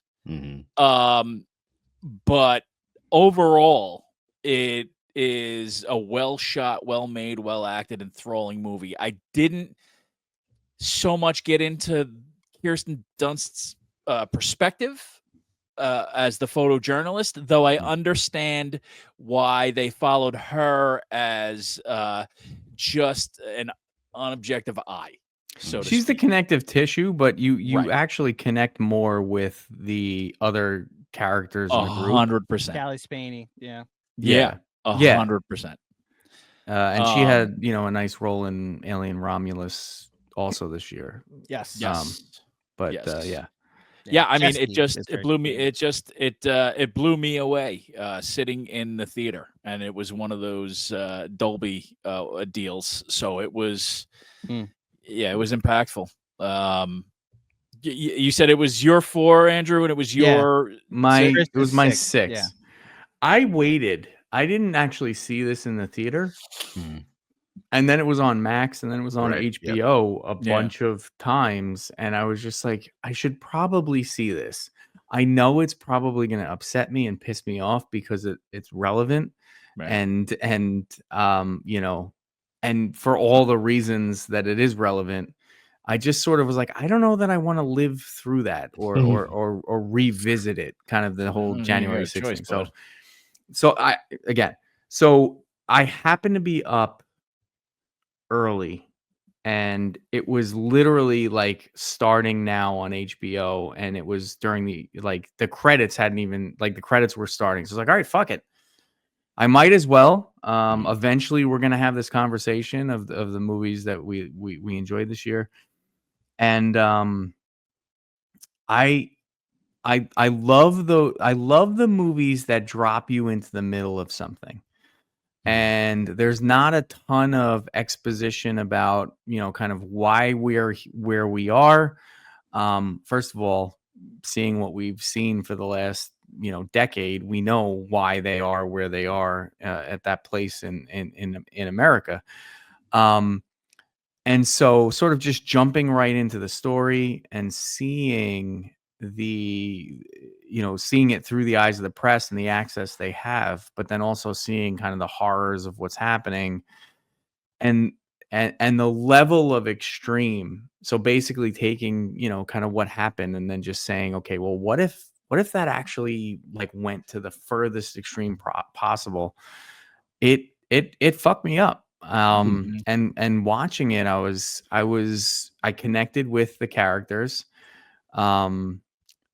The scene with Jesse Plemons, My God, is fucking nightmarish, and it builds to that really action packed and expansive and very sort of like Alex Garland is a great filmmaker.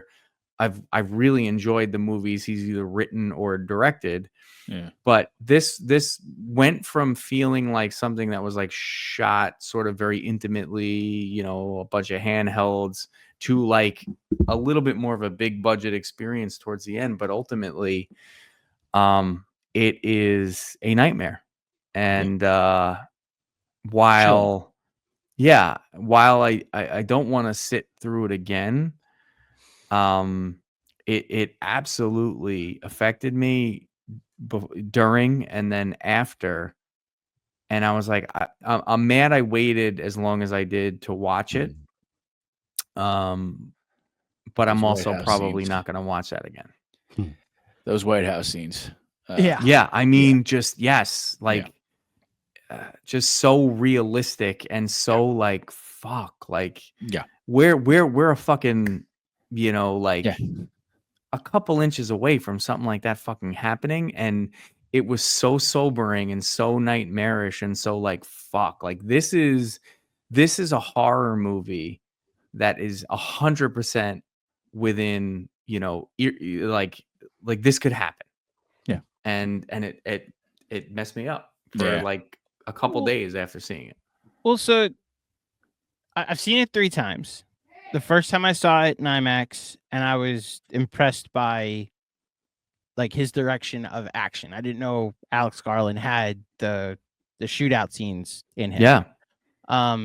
Very sort of Black Hawk Downish with like the like well, so there's the building that they infiltrate, and how he's able to interlope the snapshots being taken as the gunfire, and it's like a quick pause as you're going, and then like you said, the White House, the storming of the White House, let's call it that, and the Capitol. The second time I saw it is what I more admired the story, which once it came to streaming, and so the what happens and the where we get dropped into, I don't think Garland, and he's spoken to this a little bit, that he's less interested in showing you how we got there. He lets you, the viewer, like connect the dots, whether it be in the place he's worked in America or the place he lives in Europe.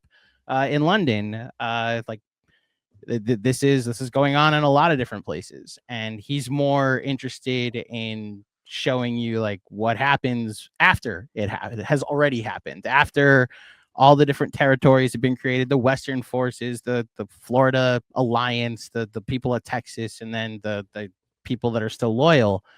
And it's why telling the story through journalists, and he reading from his intentions, that he wanted to, because his dad was a cartoonist for his newspaper in London.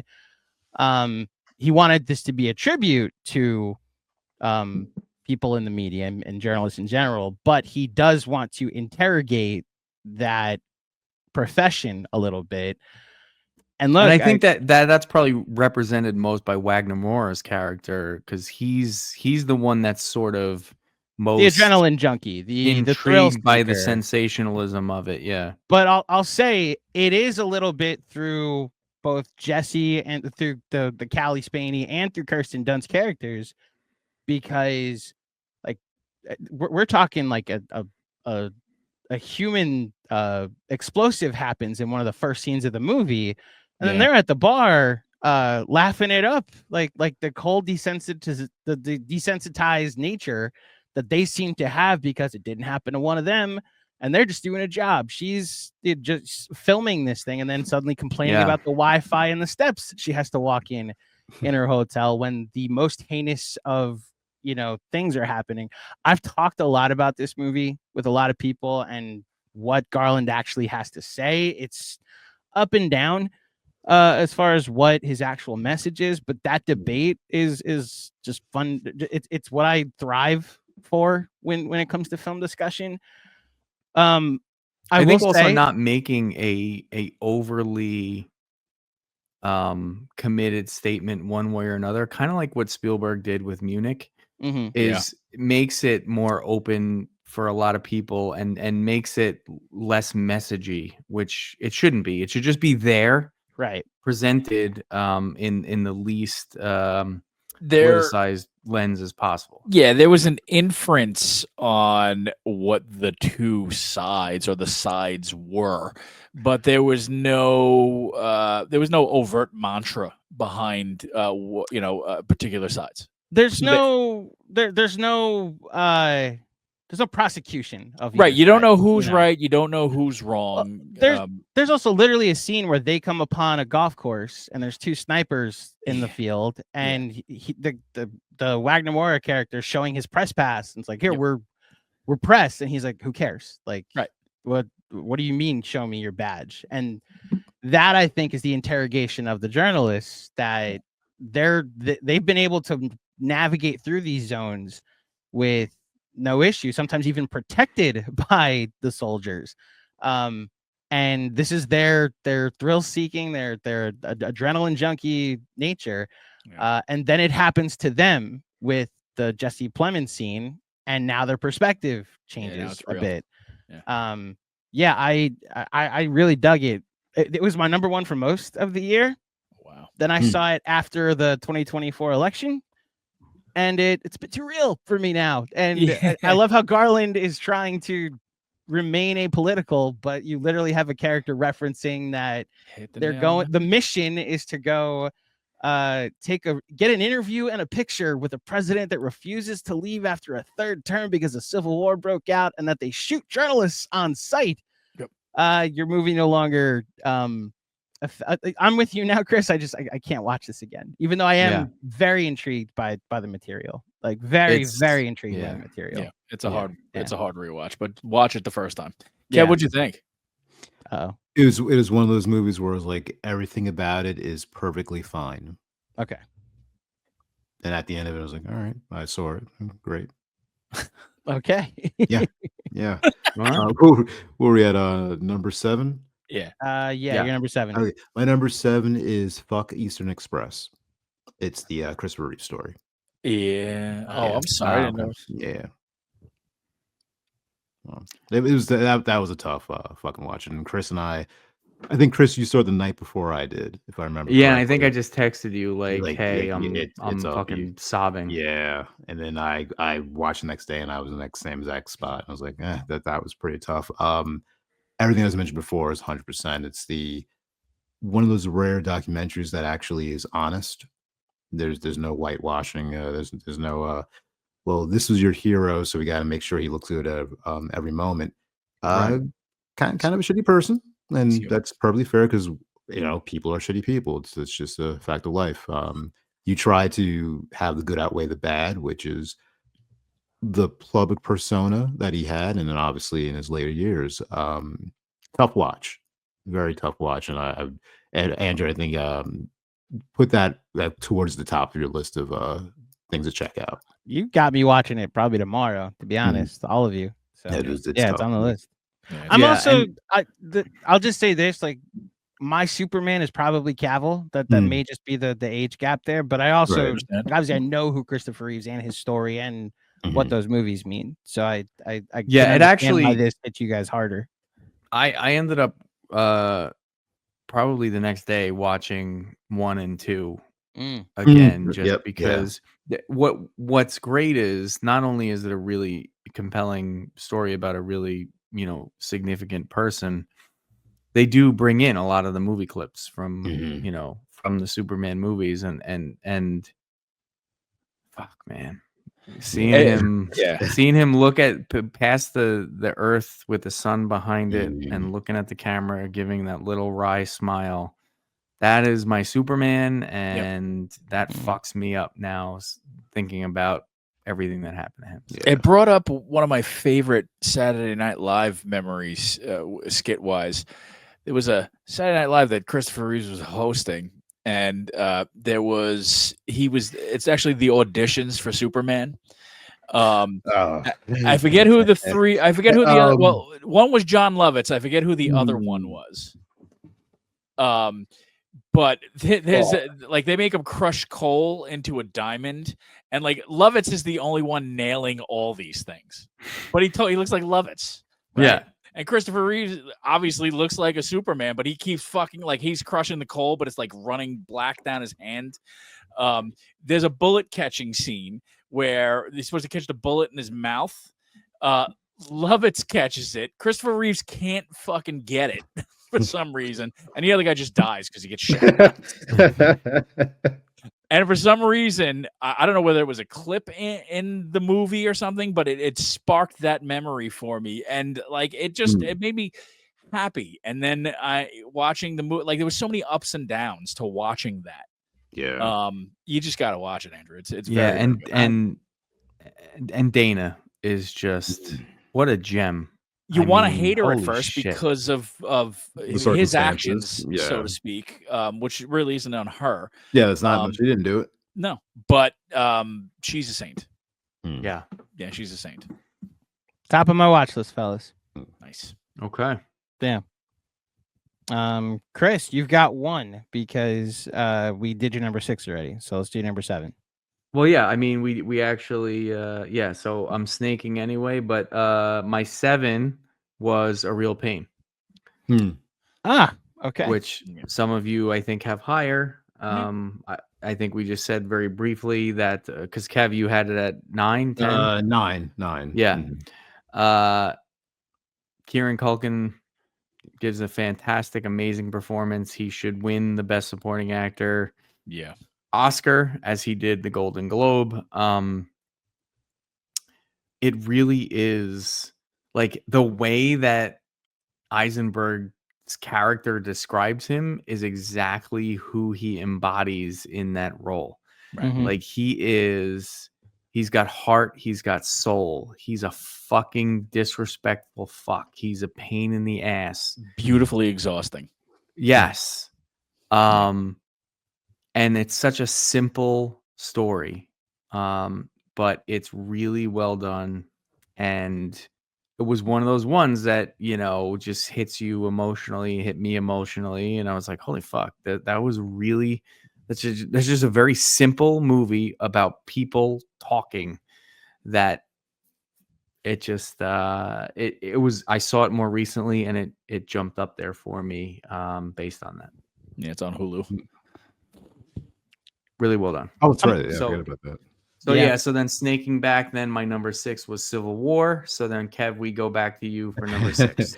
My number 6 was the first movie I saw this year. Wife and I went out for a date, and there's really nothing playing. This is back in January, and we picked this movie because it's the actor we love and whatever. Thought it'd be kind of, you know, shits and giggles.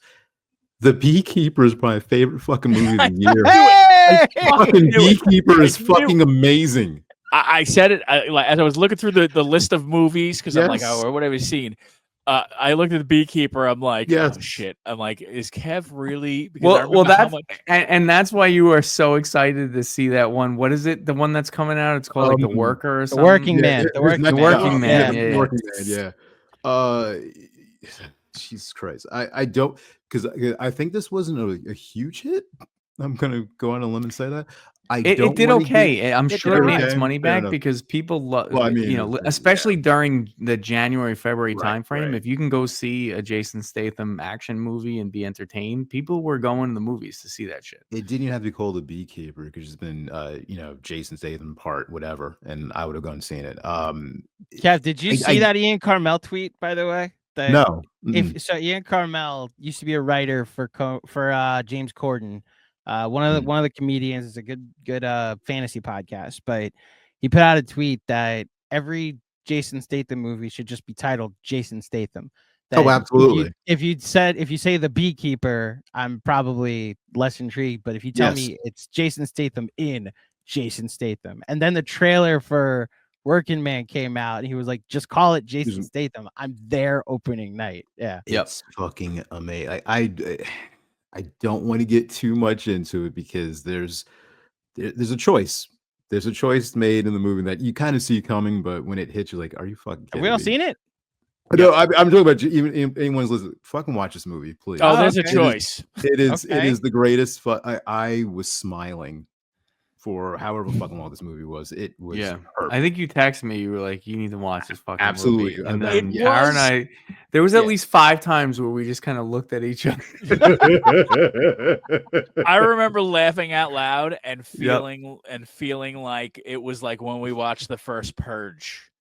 Yeah, it was Hurricane Heisty for me. Yes. Stupidly fun. The dumbest fucking thing I've ever seen. Oh, I loved every 100%. second of it. Absolutely. That's my favorite movie of the year, honestly. All right. Kevin's number 6. All right. Tim, your number 6. Oh, shit. All right. My number 6 is... I love how you're surprised every time we come to you. Because we're snaking back and forth, and it's like, oh, we did whatever. It's fine. So, let me do this then. You're right under Kevin, so you'll be after and before Kevin now. That's not going to help, Andrew. Okay, I tried. I appreciate the production. My number 6 is Saturday Night. Okay. I don't know. That's my number 5. Oh. So we can talk about it now. All right. Unless Kevin, it's higher up for you, that's right? That's my Kev? number 4. That's my number 4. Yeah. Even better. We want to wait on it. I'll wait on it. The part of the list here. Have the conversation now. Let's do it. And I want to hark back to last time. I think my number 4 was the fucking Von Erich movie, right? Iron Claw. Iron Claw. Yeah. And for a lot of the same reasons, I'm way too close to this story. Yeah. Because I mean that's I'm I don't want to say studied it, but yeah, kind of did. The performances are amazing. Everyone fucking nails it. And then I mean we know it's the lead up to the premiere debut episode of Saturday Night, and you're watching this, and I've read that the Saturday Night Live book that came out God knows how many years ago, and they updated it. So it was stuff I'm very familiar with, and then you're watching it, it's like this is just a crazy fucking story. You get to the actual first sketch, and as soon as Chevy Chase hits that line, explosion in my fucking head. That was the feel good moment of the year for me. Yeah. I that, and it's strange that the credits were my favorite part, but the credits were my fucking favorite part. Yeah. That was amazing for me. Yeah. But yeah, that's a great movie. It's I'm sure everybody that night was on at least a couple lines of coke. But the movie is just so kinetic and energetic and chaotic. And the way that it sort of follows, Gabriel, I forget his last name. I always do too. Abel? Yes, Something like that. He's also in another great movie that's one of my honorable mentions this year, Snack Shack, but he's charismatic as fuck and playing Lorne Michaels and just following everybody around, getting ready, and seeing him sort of like still deciding on the fly what's going to be in the show. And it's one of those movies where it's pulse pounding, not for a bad reason, just because it's just so fluid and moving so quickly. And again, it's one of the fucking show is 50 years old, and yet somehow they successfully build a level of suspense of are they going to be able to pull this first episode off? To me, when a movie can do that to you, when you know what the outcome is, that's the hallmark of a really well-made movie. And it was so entertaining, funny, seeing the actors that they got to portray. The girl who plays Gilda was Anna in Anna and the Apocalypse. Yeah, she was fucking amazing. There's just like so many. The dude who played Chevy was incredible. The dude who played Aykroyd was amazing. Like it was so much fun. Everyone fucking nailed the role. My favorite, my most exciting part was when J.K. Simmons showed up as Milton. Yes. And he just unzipped his pants. Was like, "What the fuck are you gonna do about this?" We all know Milton would. Yeah. Well, dude's cock is legendary. Most Saturday Night Live people that are like aficionados, Andrew's shaking his head. Yeah, yeah. Milton Berle was a TV actor, Andrew, and I've heard the name. I've heard the name. Giant penis. Uncle Milty was commonly referred to. Yes, he'd have to walk in the room twice. Horsecock. Even though most people who love Saturday Night Live and know the history of it know about the networks calling Carson's bluff, being the impetus behind letting this, group of improv kids, so to speak, get an hour on national television. And then throwing it into the lens of just a manic work of art, melded so perfectly. And then you sprinkle in the fact that every performance in this nailed it. It was amazing. It really is worth the watch. Andrew, did you watch it? Yeah, I saw it. I don't have any pushback to anything you guys said. I think that my favorite part about it is the casting. That it's not so much that, because you guys are right, everybody nails who they're playing, but it is also a very clever job by Reitman to like cast the next generation of stars to be that generation of stars that were revolutionary, like Gabriel Abel, Rachel Sennott, Cooper Hoffman, Nicholas Braun, like Finn Wolfhard, like all of these younger actors portraying, that generation of iconic, to your point. I thought it was very clever. I think that, like you said, the suspense of like what will happen it was like, yes, they start Saturday Night Live. That's what happens. And so it took that out for me. It's similar to like, so Air, the Nike movie was on my list last year. Sure. And like, I love that industry, and I'm wearing Nikes right now, but I recognize Matt Damon projecting Michael Jordan's career in a speech didn't really happen. And there's some moments in this that are like Lorne Michaels saying the thing about why SNL is going to be important, with the benefit of us knowing what SNL became. Felt a bit preachy, felt a little on the nose, but if you love the property, it speaks to you, similar to how that Matt Damon speech spoke to me. So yeah, a good time. Didn't make my list, but I don't have a pushback to what you guys said. Sometimes you got to believe your own bullshit, Andrew. I mean, it hasn't worked for me yet, the Michael Jordan speech works on me, even though I know it didn't happen. I know that Jordan eventually went with Nike, you know. Watching Milton Berle outcock Chevy Chase was one of my favorite fucking things. Yeah, it was great. Because we all know Chevy ended up becoming such a fucking asshole. Yeah. So like seeing that was ended great. up becoming.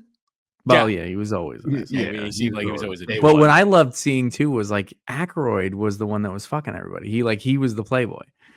Jason Reitman has made some good movies. Yeah. This was my favorite.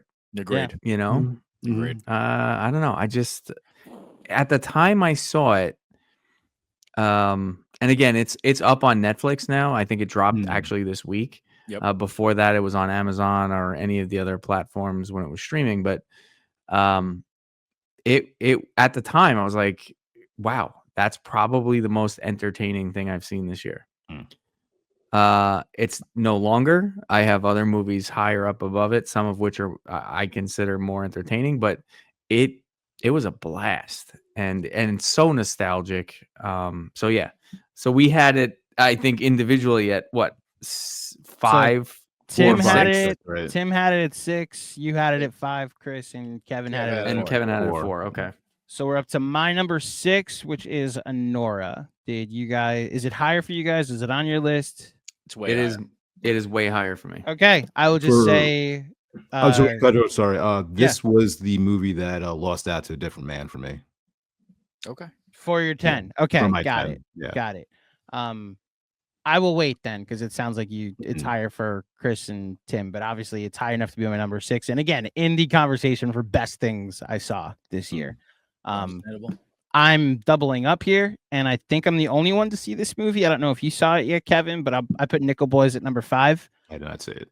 Yeah, I haven't so seen it. I'll just say this, and I won't give away any of the story, but it's the plot, the setup is that in the 60s, 50s or 60s, a young black teen gets accepted to a gifted school for people that want to further their education. He ends up getting picked up by the police because he's hitchhiking and gets caught in a car with someone who has a stolen car, and he gets put through the justice system in northern Florida, in the deep South, during Jim Crow. And a nickel school back then is it's juvie, but they don't exist anymore. And the way the story is told, your eyes or the camera is it POV? Because I saw the trailer and very specifically it's POV, and it works out as a found footage experience, but in the most visceral of stakes that I've just ever experienced. And this honestly could grow on my list even higher. I only saw it a week and a half ago, but I've thought about it ever since. When scenes of tragedy happen, the camera goes down because you avert your eyes when you see something tragic. When the character is feeling embarrassment or shame, you know, you're following along with the camera movements. And then what happens with another character, this is what I won't spoil, drives home the just tragic part of this movie and really this country. But Nickel Boys, I don't get invested in the Oscars as much anymore, but seeing that pop up as a Best Picture nominee let me know people are gonna now put it on their watch list because they have to see it, and that like actually made me happy that more people are gonna see this movie because I think it's a must. It's a must see, at least a must experience. So, Nickel Boys will be my number 5.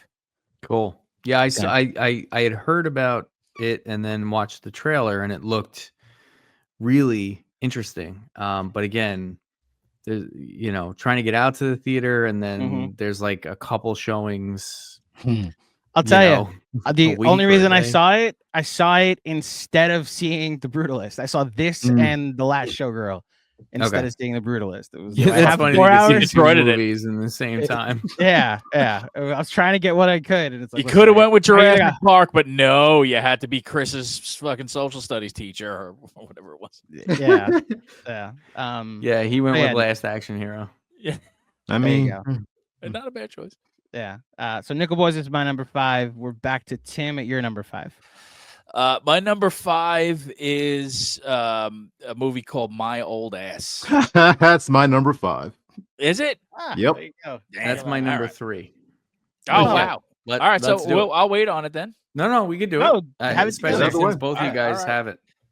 Yeah, I mean, it's another the running theme. The running theme is it better to experience life through this lens or through this lens?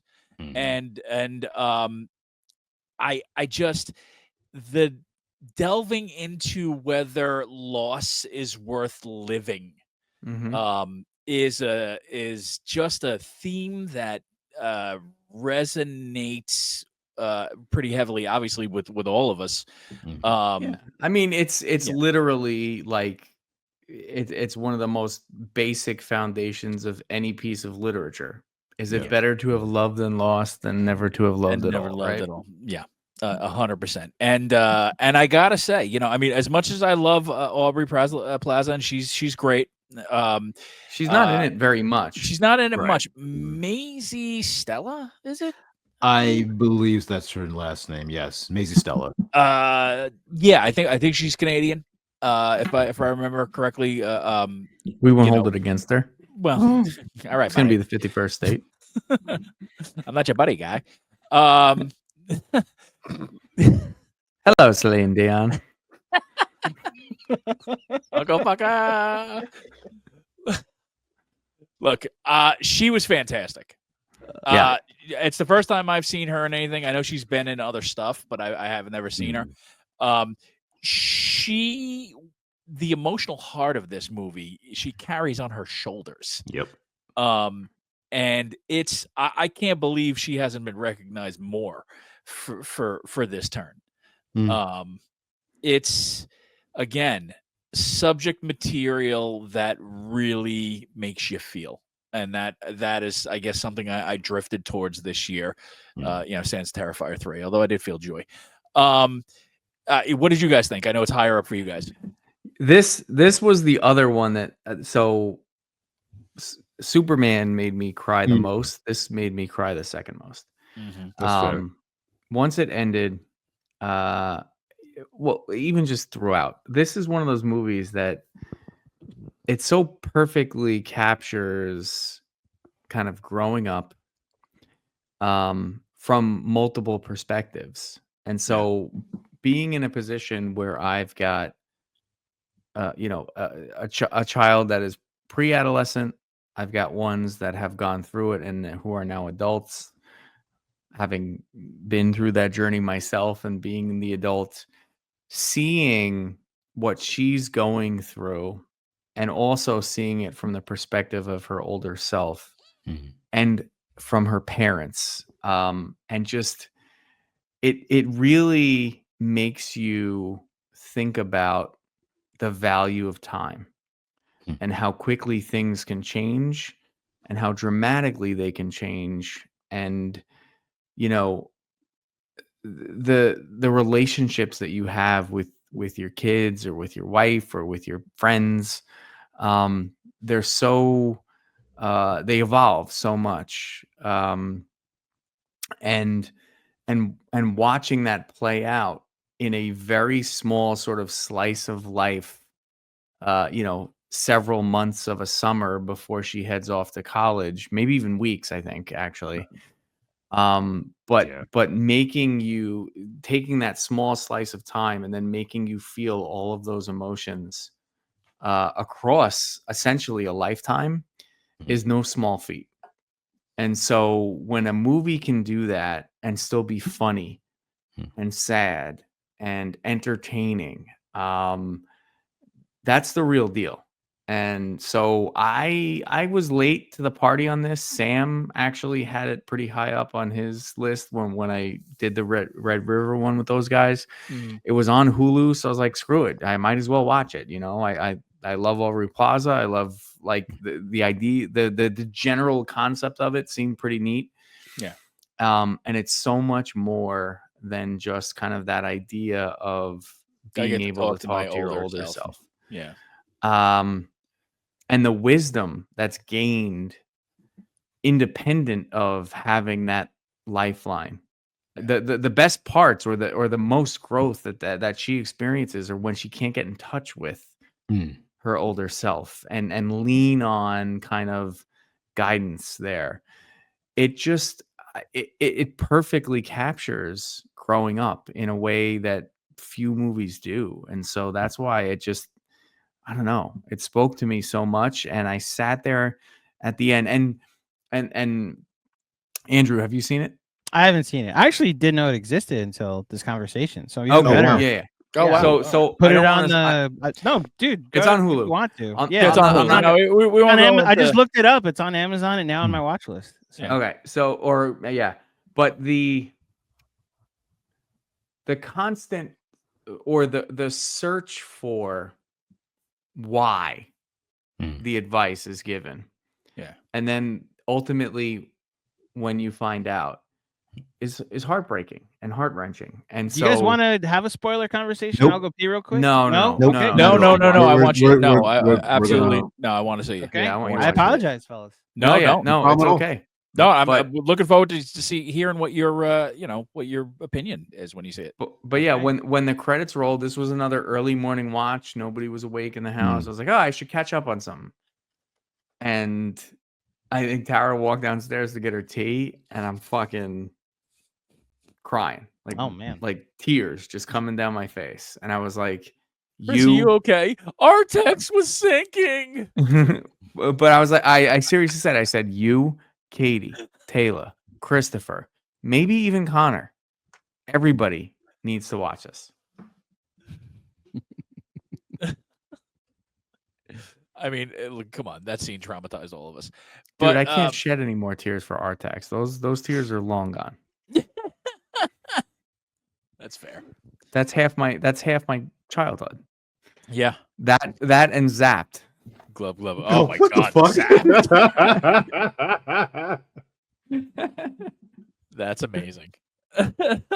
Andrew, have you seen Zapped? I haven't. Sorry. It's the best Bayo Ames property out there. Well, That'd Charles be- in that'd be charge. Scott Baio is who you're Yeah. referring to? Yes. Got it. Zap. Yes. Who Also else on my would you watch be list. referring to? Sure. I mean, don't leave Ames out. Stop it. I said Bayo Ames. All right. So that but was yeah, my that old was, ass. yeah. My 3, Tim. That was your I think it was my 5. So it's Yeah. Tim's Yes. 5, Kevin's My 5. 5. Yep. Chris, your And my 5 3. was Saturday night. Yep. So we're up to your number 4. Okay. My number 4 has a lot of sand. Ha! Sorry. Dune Part 2. No, Saturday night was my Oh, What? Wait. Oh, Tim, never what? mind. It doesn't matter. Go ahead. Go. Where'd you have Civil War? No, I counted them. Tim wrong. had Civil You're War fine. at 7, Sorry. I think. Yeah, I'll shut up. It's fine. Wait, where'd you have my old ass? My old ass was 5. my 5th. Okay. Yeah, I have the Google Doc I put in the chat. It has you at 5. Yeah, that's my 5th. It was just misplaced in my notes. Okay. Okay. All right. Let's talk about sand. Sorry. All right. So, I know that Andrew, you sort of respected the filmmaking it's of the just first not one. for me. If Nosferatu could be not for you, Dune 2 could be not for me. That's totally fine. And I acknowledge that Dune 1 takes a long time to get to what is essentially almost the start of the story, right? But Dune Part 2, kind of the whole idea of him sort of becoming the leader that they need on Arrakis to lead them in the revolution and defeat the Harkonnens. There's a lot more going on. You get a lot more of the Harkonnens, and you understand where they're coming from. You see kind of the motivations of the Emperor. This is where I think the story really actually like takes hold and starts to kind of have stakes and unfold, and where Chalamet actually gets to really shine in a sense. And I think Zendaya is great. Rebecca Ferguson as his mother, and becoming sort of his sort of antithesis of she's sort of like whispering in his ear. She's like Lady Macbeth, in a sense. And there's more action. The visuals are incredible. I saw it in IMAX when it came out, and then I've watched it a couple more times at home. And I just feel like it's sort of big, epic movie making at its finest. I've been a huge Villeneuve fan really since I think Prisoners was the first one that I saw of his. But this is one of those ones where the second movie is vastly superior to the first, and there's a lot that goes on. Way more action packed, way more entertaining, and I would be excited to see continued stories in this universe if they pursue it. But it is just really it's big budget, big action, sort of epic filmmaking. And we didn't have a lot of that this year. So I responded a lot to Dune Part 2, having already liked Part 1. This one to me was a sequel that was vastly superior to the first one. So anybody else? I saw Part 1. I watched them both. I promise you Part 2 is better. Agreed. Sure. Part 2 is better. I'm never gonna know. Yeah, the runtime is past the bandwidth. Yeah. Look, I'll just say this to your point, Chris. Like, again, not for me, but there were points of this year where I'm looking at my list and it's like, man, is Dune gonna make it? Because of how dry this year was. And like for a while, yeah. I just they're releasing nothing. We're going weeks without any like hint of a blockbuster. The movies that I'm enjoying the most are on my couch, and I'm like finding a hard reason or excuse to go to the theater. And it made me appreciate like Dune 2 existing and the vision that Villeneuve has for this material and the lore that existed to it. I know the HBO show also didn't do that well. No, definitely not. I didn't watch it. Yeah, I gave it an attempt. That seems to be the like. I gave it an attempt. I didn't watch it. Like that seems to be the review I hear. Yeah. And then the people that watch are like, it's not essential. So then definitely not. Why are we approving this IP? I'm glad it exists, and it made me appreciate like Deadpool Wolverine. I laughed my ass off. I was meant to go do that. I also recognized I could have watched that at my house and it would have been fine. The actual theater going experience was appreciated for Dune 2, even if it led to a pretty lengthy comatose period for me. So, but I reckon look, the people that love it, and I'm glad they have it, So yeah, and that's the thing too, is for me, I was never a David Lynch 80s Dune guy. I haven't read or been obsessed with a ton of sci-fi literature. I'm more like horror, Stephen King, but for whatever reason, in the way that he's told these first two movies, I've responded to them. Mhm. The way the houses or the planets are, sort of it's Game of Thronesy in a sense, with the whole like who's jockeying for power and control, and that whole idea of someone leading an uprising, for whatever reason. I not a huge Dune guy, but these movies and the way he's made them have. Oh, they're beautifully shot. Yeah. I mean, the undertaking alone is worth the Yeah, watch. this is one like Nosferatu where this should be in the conversation for cinematography. I think it might have been nominated. I think so. So Dune underperformed at the Oscars, but it still got like all the tech nominations. Yeah. So, yeah, it'll be up there. But yeah, no, that was my number 4. Okay. And then my number 3 was My Old Ass, which we just talked about. Yes, it was. So Kevin, we're up to your number 3. Everyone did their 4s already? No, I think I might have been. I have not done. So Kevin did his number 4, which was Saturday Night. Correct. So we're up to Tim, your number 4, I think, because my number 4 was Civil War. Go ahead, I do want to say one last thing about Saturday Night. A great idea is to watch the movie and then go onto Peacock and watch the first episode of SNL. They went through all that shit for a fucking awful show. The Carlin stand-up's not great. The Carlin couldn't have had more disdain for what was going on. It's probably was great in 75, but for today's standards, absolute ass. Yeah. But I still go back and watch. To all your points about when they actually get the show started in the movie, and then you see the scene with the Wolverine and the Belushi sitting in the chair, and then Chevy comes on and says lot. Then you watch the real thing and you see how accurate it is. It's surreal. So I co-sign that, Kevin. Yeah. All right, Tim, your number 4. Your number 4. All right. My number 4. I don't think it's any secret that for the past, I would even say, arguably 25 years, I have been bashing hatefully Donald Trump. Probably even longer than that. I've just never liked him. Growing up in New York, you can always tell he was just a cunt. Sorry if I demonetized us, but it just is shit. Go ahead. Yeah, that's fair.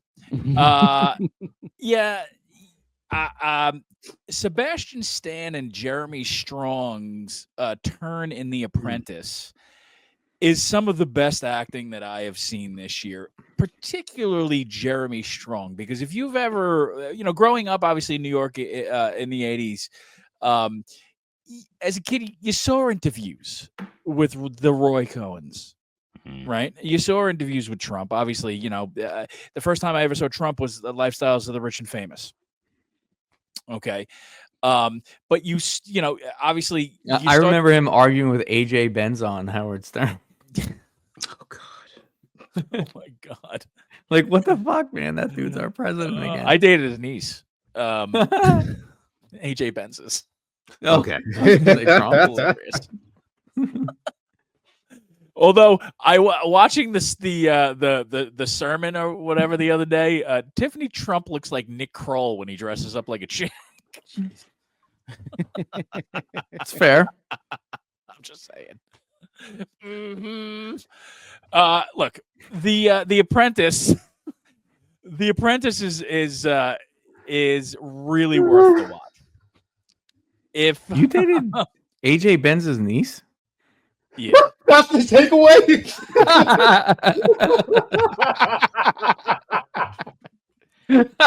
Sorry.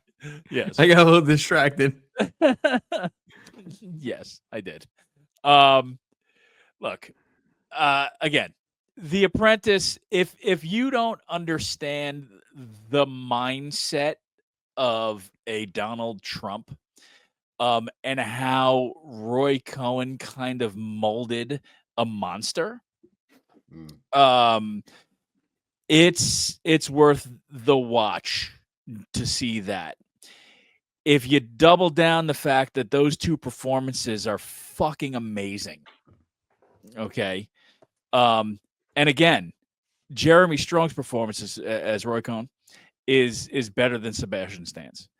I would say that Jeremy Strong deserves the supporting actor Oscar, even over Kieran Culkin, who is, in my next pick for the top. Has anybody seen The Apprentice? I have, and I loved it. It's like my number 13, Tim. Okay, fair enough. The villain origin story of it all. The fact that there's some winks at the camera. They literally say, "Let's make America great again." At one point yeah. That was the that's why they called me Superman for the Quest for Peace. Yes. Yeah. When he meets Roger Stone, and he talks about why you should get into politics, and it's like they're all losers. And yes, that I think is the most impressive part, because I agree with you about Strong and him being the no pun intended, stronger part in the movie. But man, seeing Sebastian Stan slowly morph into Donald Trump, and in the beginning, that's the Winter Soldier in a wig.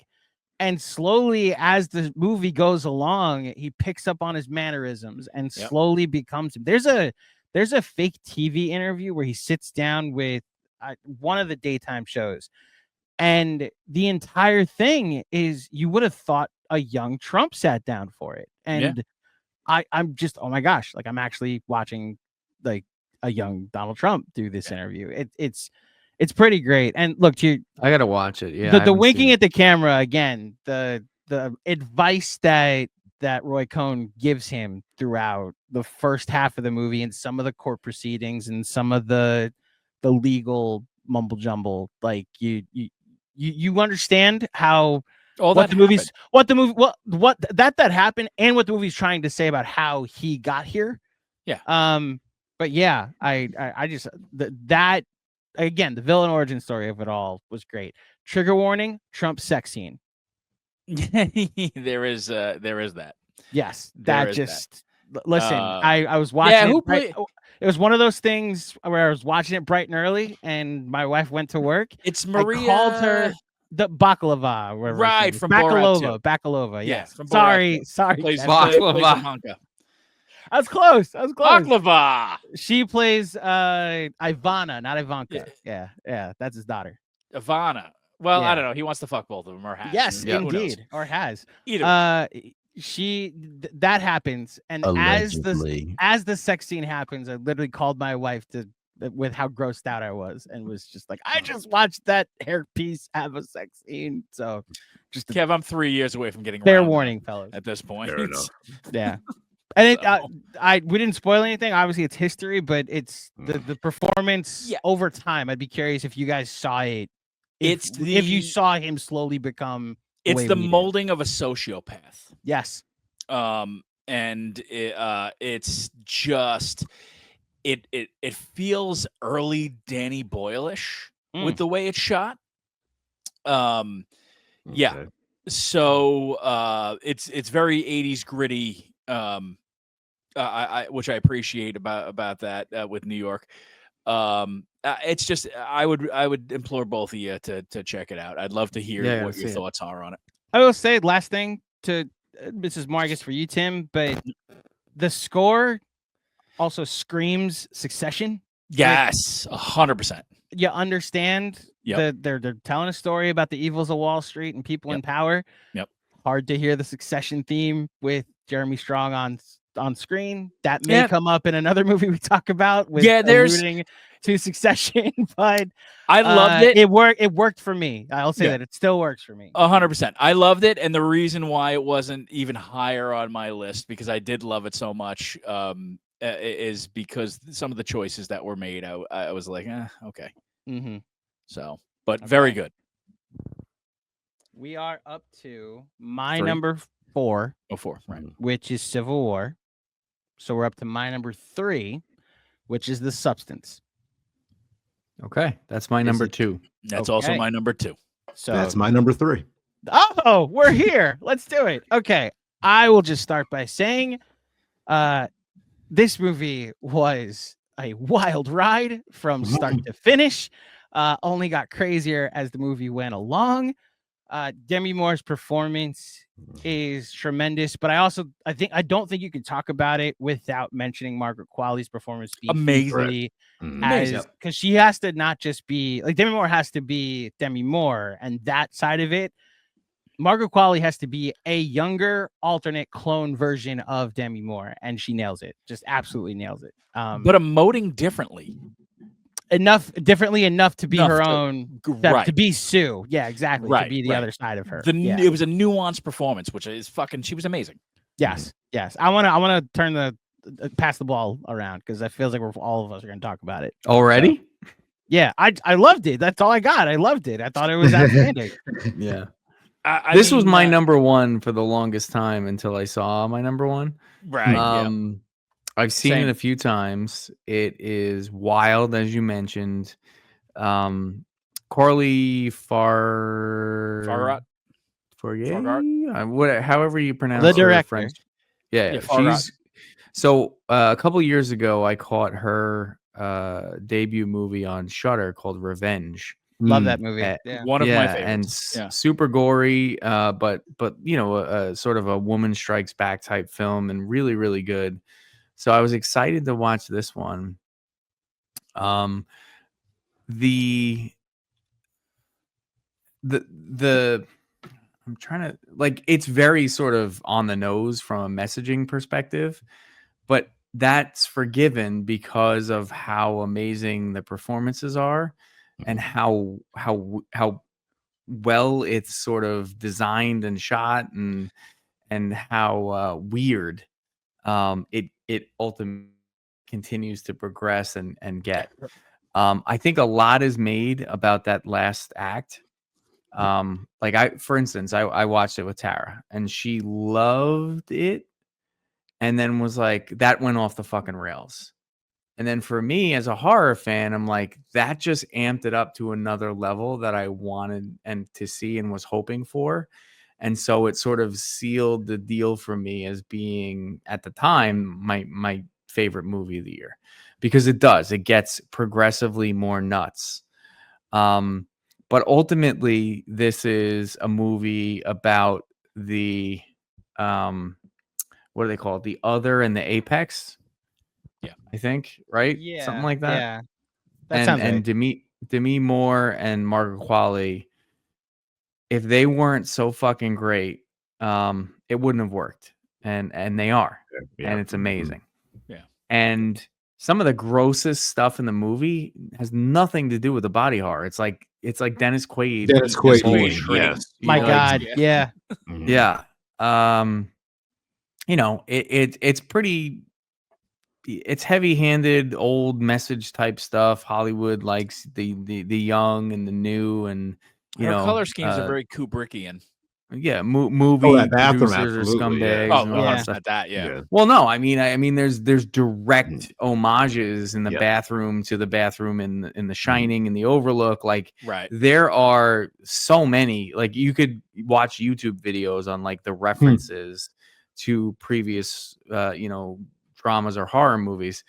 And which I love. I love that she's a historian of film and wants to give credit to some of the things that have come in the past and acknowledge them.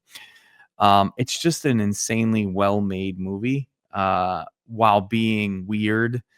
And I love that a genre movie is getting its due at the Oscars. You know, I think the last one, The Silence of the Lambs, to be nominated for some of the major categories. Depends. Yeah, depends. I guess Get Out. If it's a horror movie or not, depends what you call everything everywhere all at once as well. That's I wouldn't put that in the same. But Get Out, yes, sure, yeah.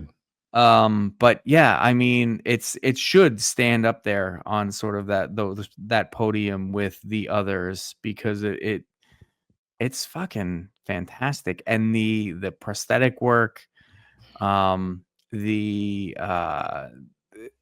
way she shoots some of that up close stuff to really like make your skin crawl and gross you out, is amazing. Sound.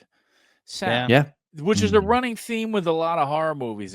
Movies in general, the sound editing has been amazing. Like, from, again, Terrifier, the sound that they use in Terrifier 3 is incredible. Right down the line.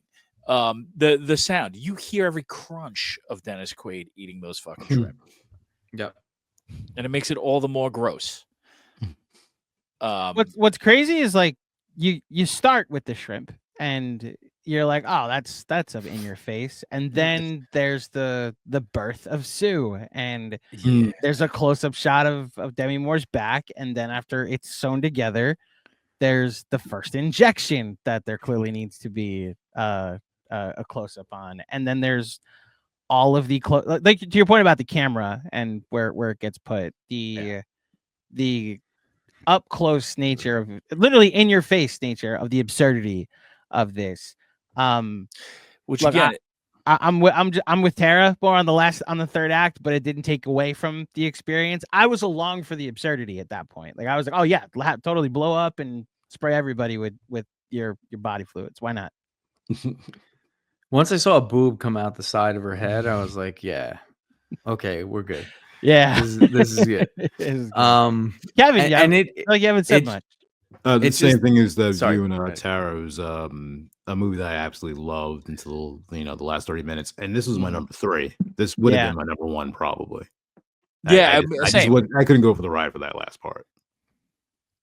It's so gross. Like that's I think the cool part about this movie getting nominated for 5 Oscars. Like this movie got 5 Oscars, including director, including picture. And it's so like there's no old Academy voter that voted for this thing. Like that's the cool part about expanding it.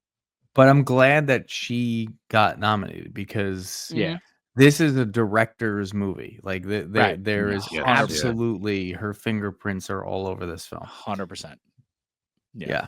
Can I ask you guys a question? Would you? Yeah, of course. Would you call? No, well, I just realized Fuck the monster. No. I realized I asked would you after we just talked about Demi Moore. Would you order a case of the substance if you could? Fuck no. No. You don't want a younger Kevin taking every Nobody other week? wants a younger Kevin. Fuck that shit. Okay. No. Yeah. I had my time. I'm good. Yeah, because ultimately,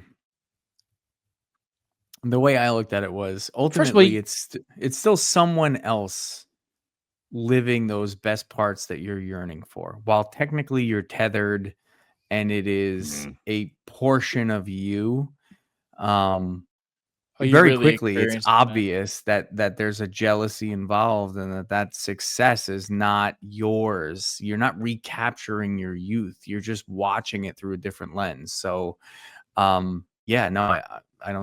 wouldn't. Yeah. Also, I don't want to have to become a fucking phlebotomist. All right. So I'm good.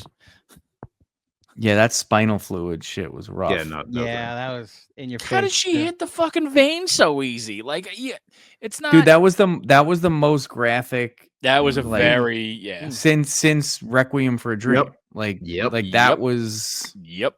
Like you were like, ooh. You're like, okay, they're gonna show it. Fine. They were, I guess. Oof. And like to your point, because of what Sue decides to do and the irresponsible nature of her youth, and like, oh, I can go an hour over, why not? And it fucks over Elizabeth. And then the selfishness. There's a commentary about youth and immaturity, and it's not the most important part of the story, but with age comes wisdom. So that it's subtle because the rest of the stuff is in your face, but there is, again, pun intended, there is some substance to this movie as well. And it's got watchability up the ass. I have watched this rewatched it today. And it's really, really good. Yeah. So that was my number 3. We're up to Tim's number 3. My number 3, we kind of discussed, was A Real Pain. Would you like to have the conversation now, because it's on your list? It's on all 3 of your lists. And well, we talked about it a little. I mean, what I will say about A Real Pain is, I typically don't like Jesse Eisenberg, sans the the zombie land movies. Social Network? Anti-Semitic. I did not. Yeah, well, yeah, that's me. I did not really enjoy The Social Network. Okay. You know, Wow. I Okay. have a love-hate relationship with Facebook as it is. Fair. Yeah, only gotten worse. Yeah, completely. I will say that the heartness is something that kind of stuck with me, and the exhaustion of dealing with somebody who has a mental illness, but is a functioning person, and trying to show them love. Well, it's like an ebb and flow type of thing. It kind of resonated with me, you know, for multiple reasons, obviously, but Kieran Culkin is just so incredible in this, and had it not been for Jeremy Strong's turn as Roy Cohn, I would say that I'd be happy with either one of them winning an Oscar, to be perfectly honest with you, because Kieran Culkin was fucking incredible. And oddly enough, they're both from Succession. I was gonna say it's ironically Yeah. it's Kendall against Yeah. Roman. Yeah. So this is Kevin. You're number 9. I'll give you the floor. The fuck? You did. You had a real pain. You said a real pain was number 9. Said Oh, a quick. sorry. You didn't I say was much like- about it. Yeah. Yeah, I was like, We're what the fuck, we're number leading 9? up to something, so I Fair enough, want to fair give enough. it. It was on your list. I want to Um, give you a chance to talk about it.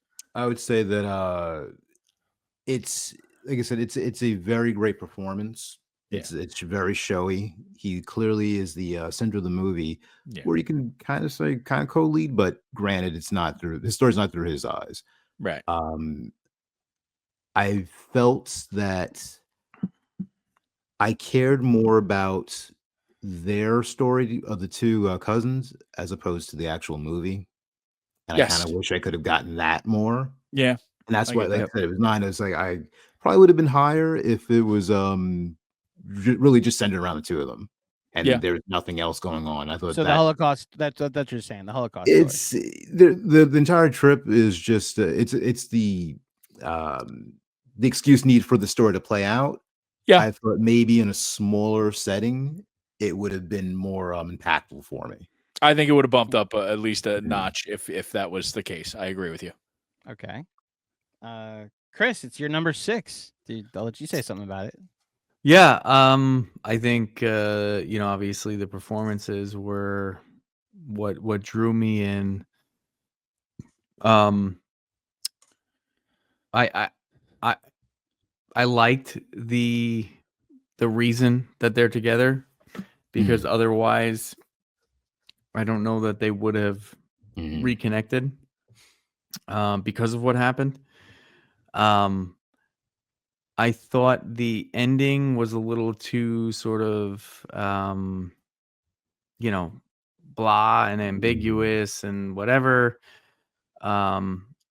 You know, maybe I wanted some closure that really wasn't there because of who he was, and so that's okay.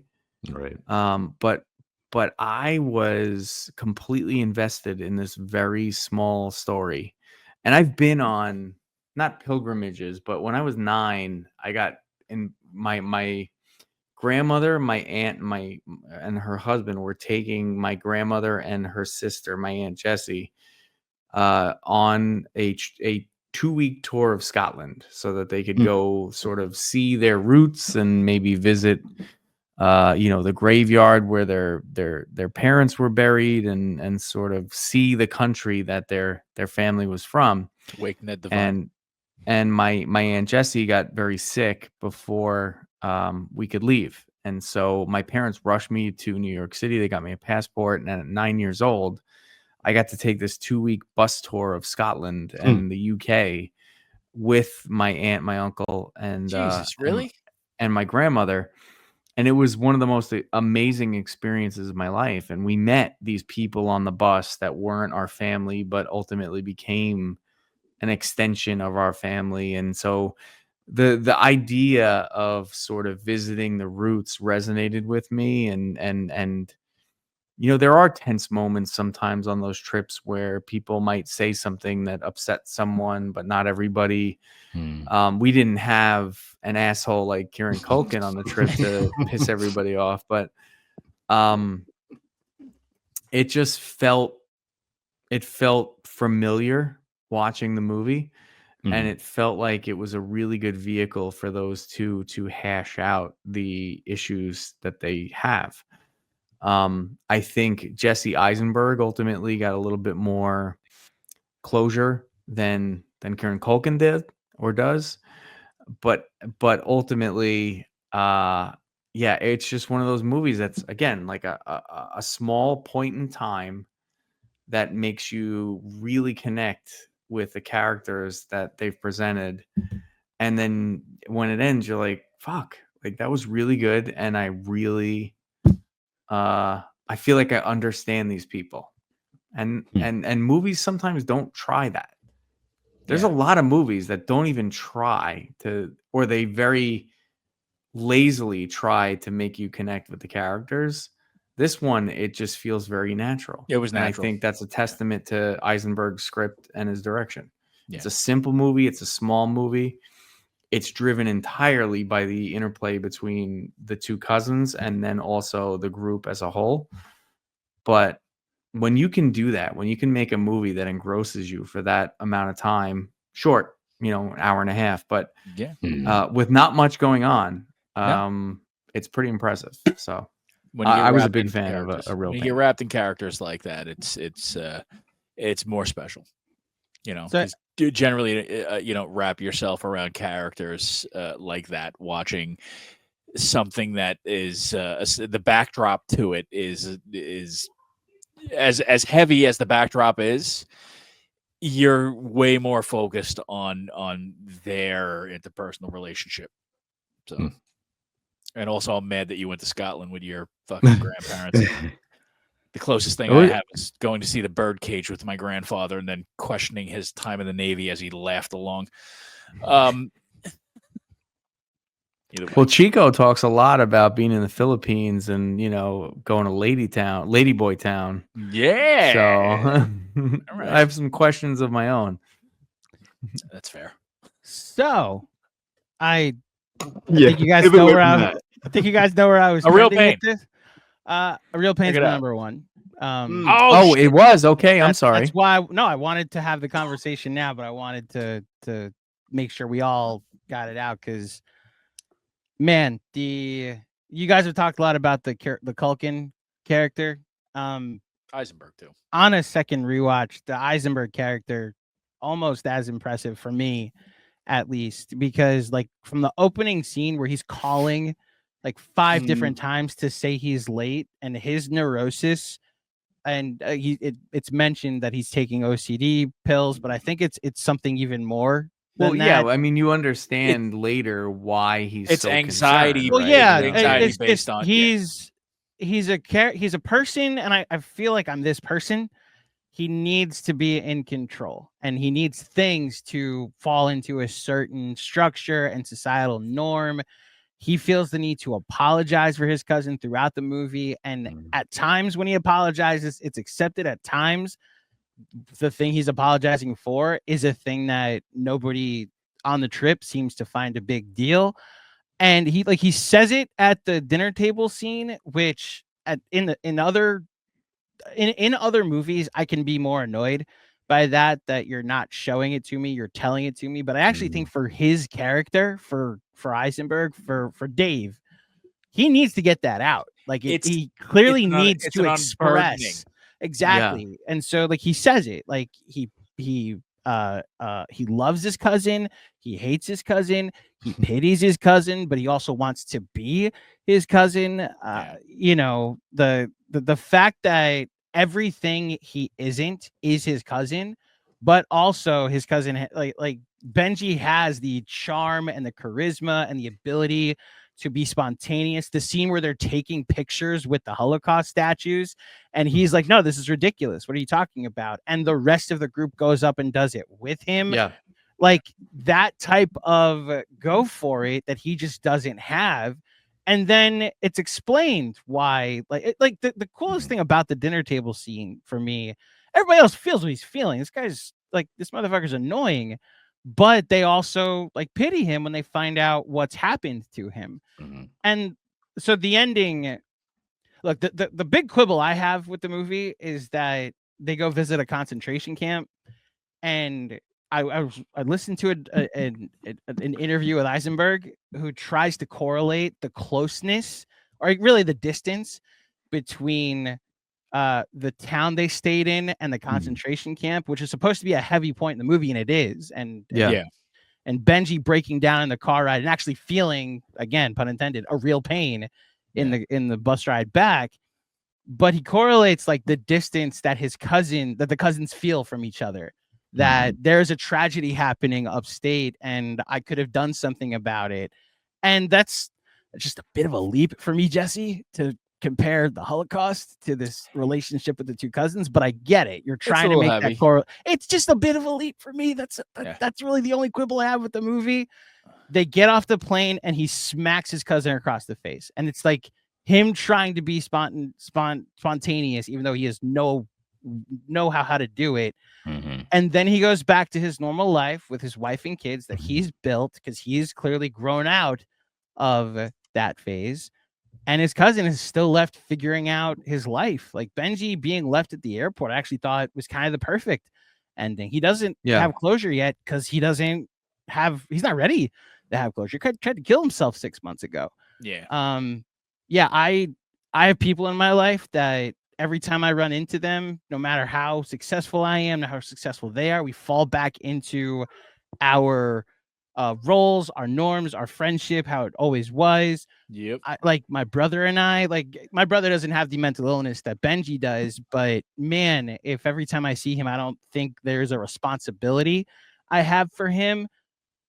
I was blown away by this story, guys, and like them like Benji is an asshole for making them miss the train and go to the back and make everybody late, but you see Dave like start to enjoy the car jumping, and like you see him start to embrace the the out of control nature of his cousin. I thought, to your point, Chris, this is a story about people and the complicated way that people are, and we try to understand people that are different than us, especially the ones we care about. So yeah, I love this movie. This again, not a perfect movie, but definitely the number one movie for me this year.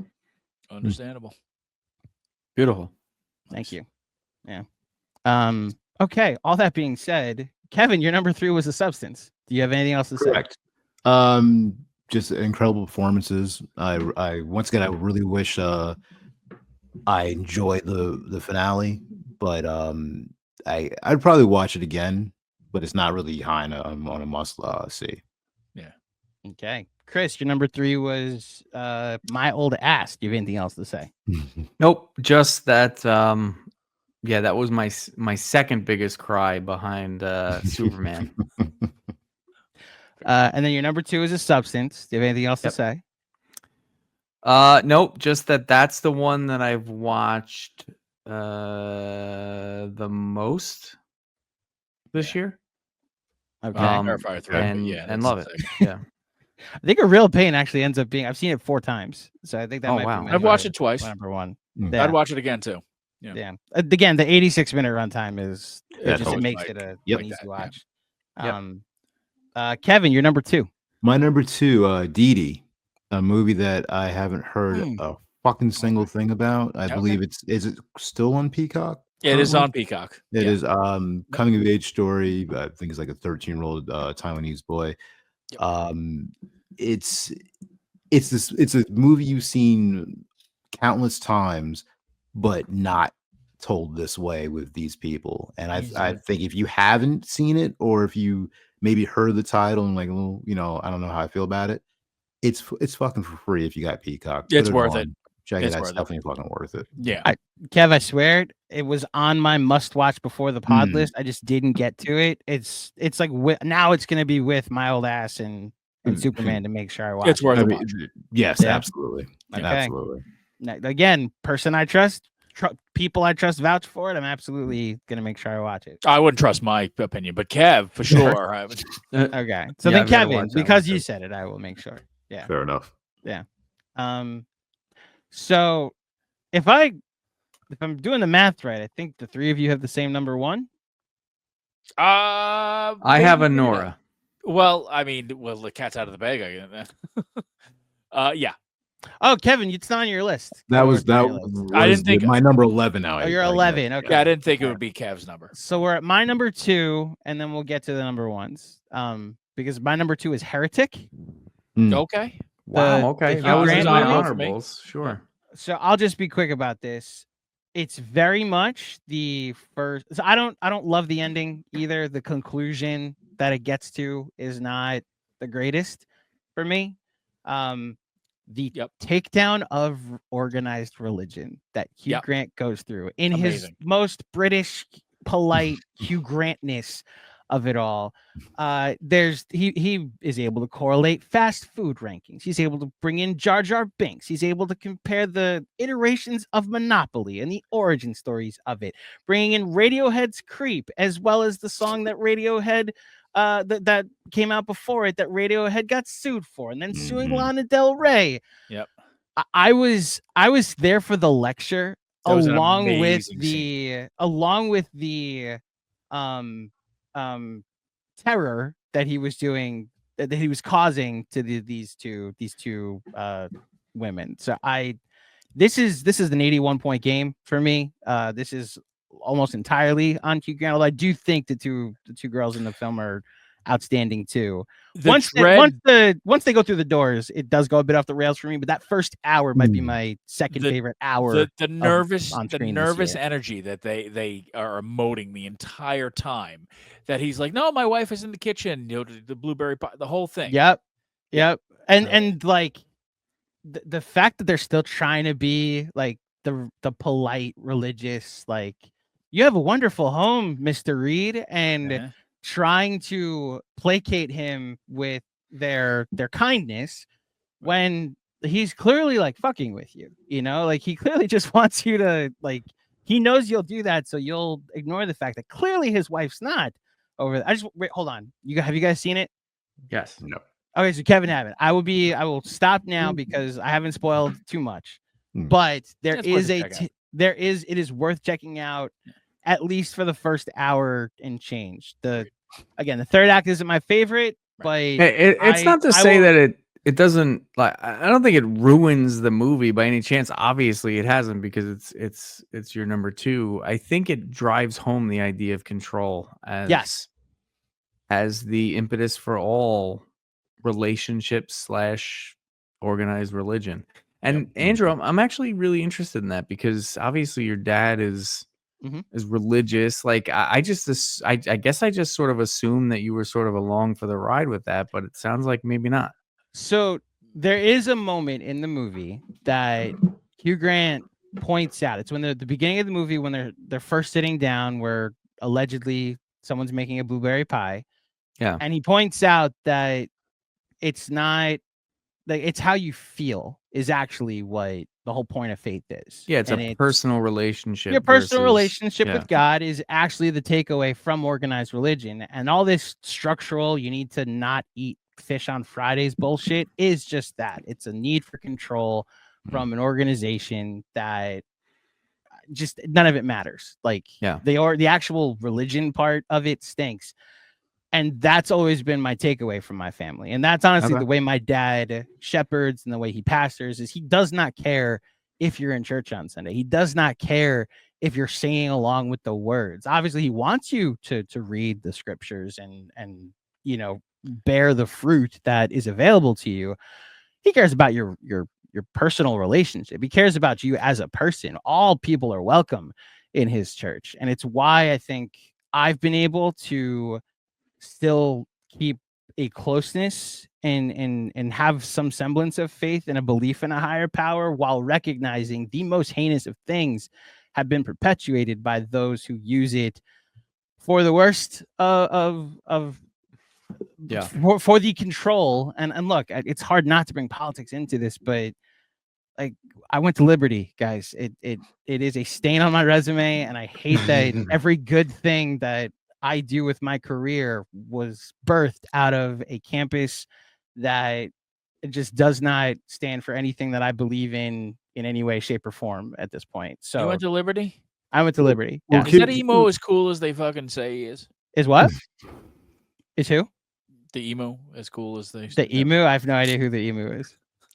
Liberty. Bibbity. Oh my God. Liberty. Stupid ass motherfucker. Now I get it. Now I get it. And yes, he is. How about that? My bad. Look, so that would be my answer, Chris. It that is. My dad's not religious. My dad's a man of faith. No, and then that's something, you know, I'm not religious whatsoever, but that the idea of Lutheranism and as sort of a counter to you know, sort of the age of Catholicism was always something that appealed to me, right? Like you have four walls and a roof, and whether you come or not, read the book and then decide for yourself how you feel.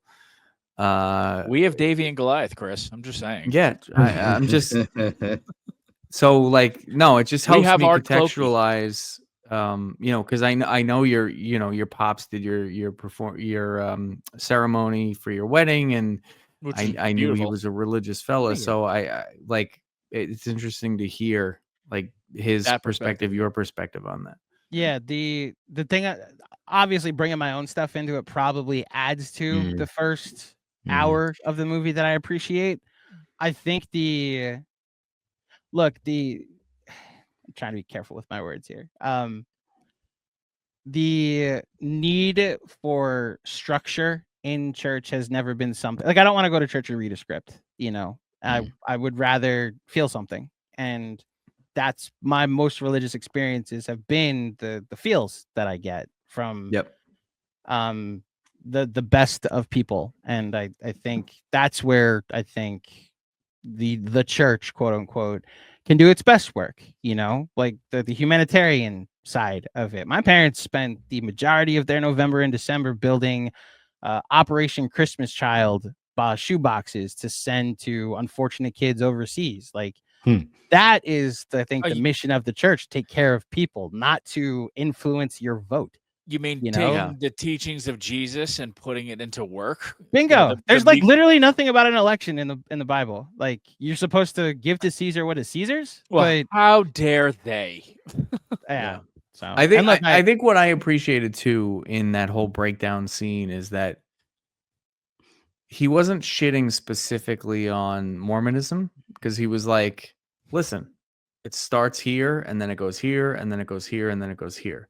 Yeah. So while it made them uncomfortable, and to their credit, Sophie Thatcher and whoever the other girl was, I forget her name, you could see it in their faces that like we might be in a bit of a rough situation here. Yeah, we're in over our head. Yeah, the dum. He acknowledges that it's not just theirs; it's all of them. Yeah, and I think you know, if you take a cheap like. I've been in situations and conversations where people are like, huh, can you believe that Mormonism? Like, can you believe the other ones? Like, what the fuck? Like, they're all based on some ridiculous stories that are more than likely designed to keep people in line, especially at times like in the Middle Ages where people are just running amok. So don't shit on one without acknowledging some of the ridiculousness of your own. And I think that that's why it's so effective in this movie, is because he doesn't just say that one's bad and this one's good. They're all designed to do the same thing in a sense. Yeah. And I can't re-emphasize this enough. One of the best individual performances I've ever seen from Hugh Grant. And he's 100%. Like from the moment he opens the door, you're just I was there for the lecture as well as the horror. So yeah, the only thing that beat it was the post Divine Brown interview that he did on late night TV, but that was masterful. It really was. Was it? It was impressive. So we're at my number one. We're at my number one, which was a real pain. Now we go to Tim. Your number one is so I mean, me and Chris can discuss it right now. Sure. Honora. You know, Sean Brown continues to Baker. Sean Baker. Baker. Did I say Brown? Jesus Christ. We were talking about Divine Brown, so it was in your head. That's right. My bad. Dick sucking lips, whatever. It's fine. That's fair. That's fair. Sean Baker. My apologies. Sean Baker. I recall 4 years ago, maybe 5. Had to be 5. No, more than 5. Oh, the Florida Project. Florida Project. Yeah, God, was that 2017? 2017. Yeah, That 2017. sounds right. Yeah. Jesus Christ. Yeah, it came out the same year as Get Out. Yeah. That was number 1 on my list, and here he does it again. So good. And by the way, I don't want to, and I know at one point Tangerine was very high on Kevin's list, maybe the year before that.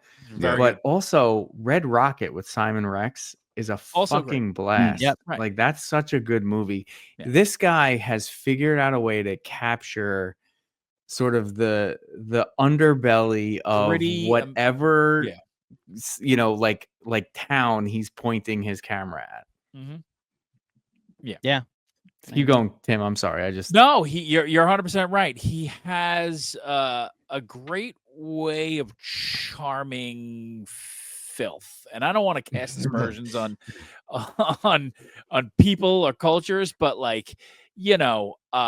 obviously, we're dealing with a different walk of life in each of these. Those women are doing the Lord's work, Tim. Relax. I don't disagree. I don't disagree. We thank them for their service. Indeed. And that's why they pass around that collection plate. Amen. Hugh Grant will tell you. You make one mistake. That's fair. You make one mistake, and all of a sudden you're Eddie Murphy massaging a tranny's feet. Did I say that? I said I shouldn't have said that. Transgender. My apologies. Look, it's late. Nora was a fantastic movie. It's really. It always amazes me how he takes somebody that we've really never seen, and they just turn in this incredible performance. And in every movie he does. Yeah. She was actually pretty good in Scream. Yeah. The new one. Yeah. That's in the fair. one before New York when they were still in when they were still yeah. She's in Once Upon a Time in Hollywood too. She's one of the she's one of very similar the fate. harem. Yep. Yeah. Yes. Mm-hmm. Yeah. Along with Kevin Smith's kid. And Margaret Qualley. And Margaret Qualley. Right. Yes. That's right. Look, Sean Baker just continues to nail this or to at least paint a rosy, endearing picture of a grittier side of the human condition. Right. And I don't think anybody that I've ever seen I mean, this is going to be kind of hyperbolic to say, but since Scorsese has done that for me personally, where you're taking the underbelly of society for whatever reason. Society, you got a pet, you got a responsibility. But he really does. He paints this endearing picture of let's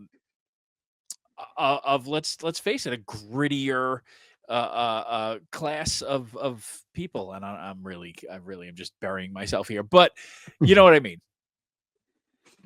Yeah, Chris, save me. Sure. So the movie starts out with tons of ass and titty, and at first I was like, how the movie starts. I was like, and it was entertaining, right? Like, you're in that environment. It sort of welcomes you into that world. You're not supposed to be Obama's interpreter. You're supposed to be the Obama. But to your point, Chris, the opening scene with the credits is literally them giving lap dances. It opens with it and tells you this is going to be prevalent throughout the movie. Sure. And so I'm sitting there with Tara. I'm like, listen, I heard this movie's great. Let's watch it. And she saw the Florida Project with me. She watched Red Rocket with me.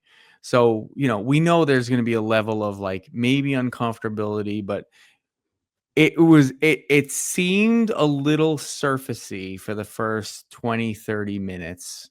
True. While the sort of the plot is kicking off, right? You're in the strip club. You've got the son of the Russian guy who's super rich, and he's requesting her as the stripper who can speak Russian. And so like you're like, okay, hey, look, I'm in it. I don't mind smashing titty, like fine, like this is going okay. But once it really kicks into gear, they go to Vegas, they have a really good time. That sort of amps up the energy. And then once everything else really starts to happen, and again, has everybody seen it on Yeah. on the Yeah, we all have. okay. Yeah. So once they get married, and then once the like just sitting there and watching the like priest guy at church about to give a baptism, and he's getting a phone call that the kid that he's responsible for married a hooker in Vegas, and he's got to go clean up the mess that he allowed to happen because he hasn't been supervising him. It alternates between slapstick comedy and real drama and craziness. Like I think about a movie like Go, where it's just there's all sorts of crazy shit happening, and you're just propelled forward throughout the entire movie. You go on this journey with these people, and at first they're highly adversarial, right? I mean, they have to literally like restrain her because she's maybe more in love or more enamored or more smitten than she's willing to acknowledge, but she at least is saying, hey, look, we're officially married and you're not going to talk to me like this. He runs away. She's dealing with the priest guy. What was the guy's name? Was it Ivan or whatever his name was? Like he's restraining her, but he's trying to be respectful and not like touch her or anything like that. Igor. Igor. So you go from that to then they're on a hunt all night for him. And then it becomes this sort of Midnight Express, like we have to go on this journey to find this kid. Yeah. And while they're adversaries, they build this weird sort of familial relationship throughout the movie.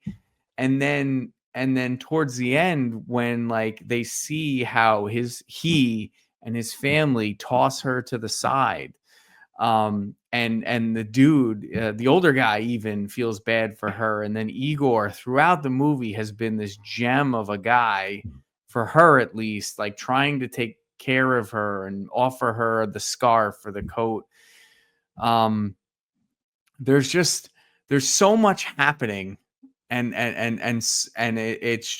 it's all wrapped up in this amazing, entertaining, fast-paced movie. And then that last scene,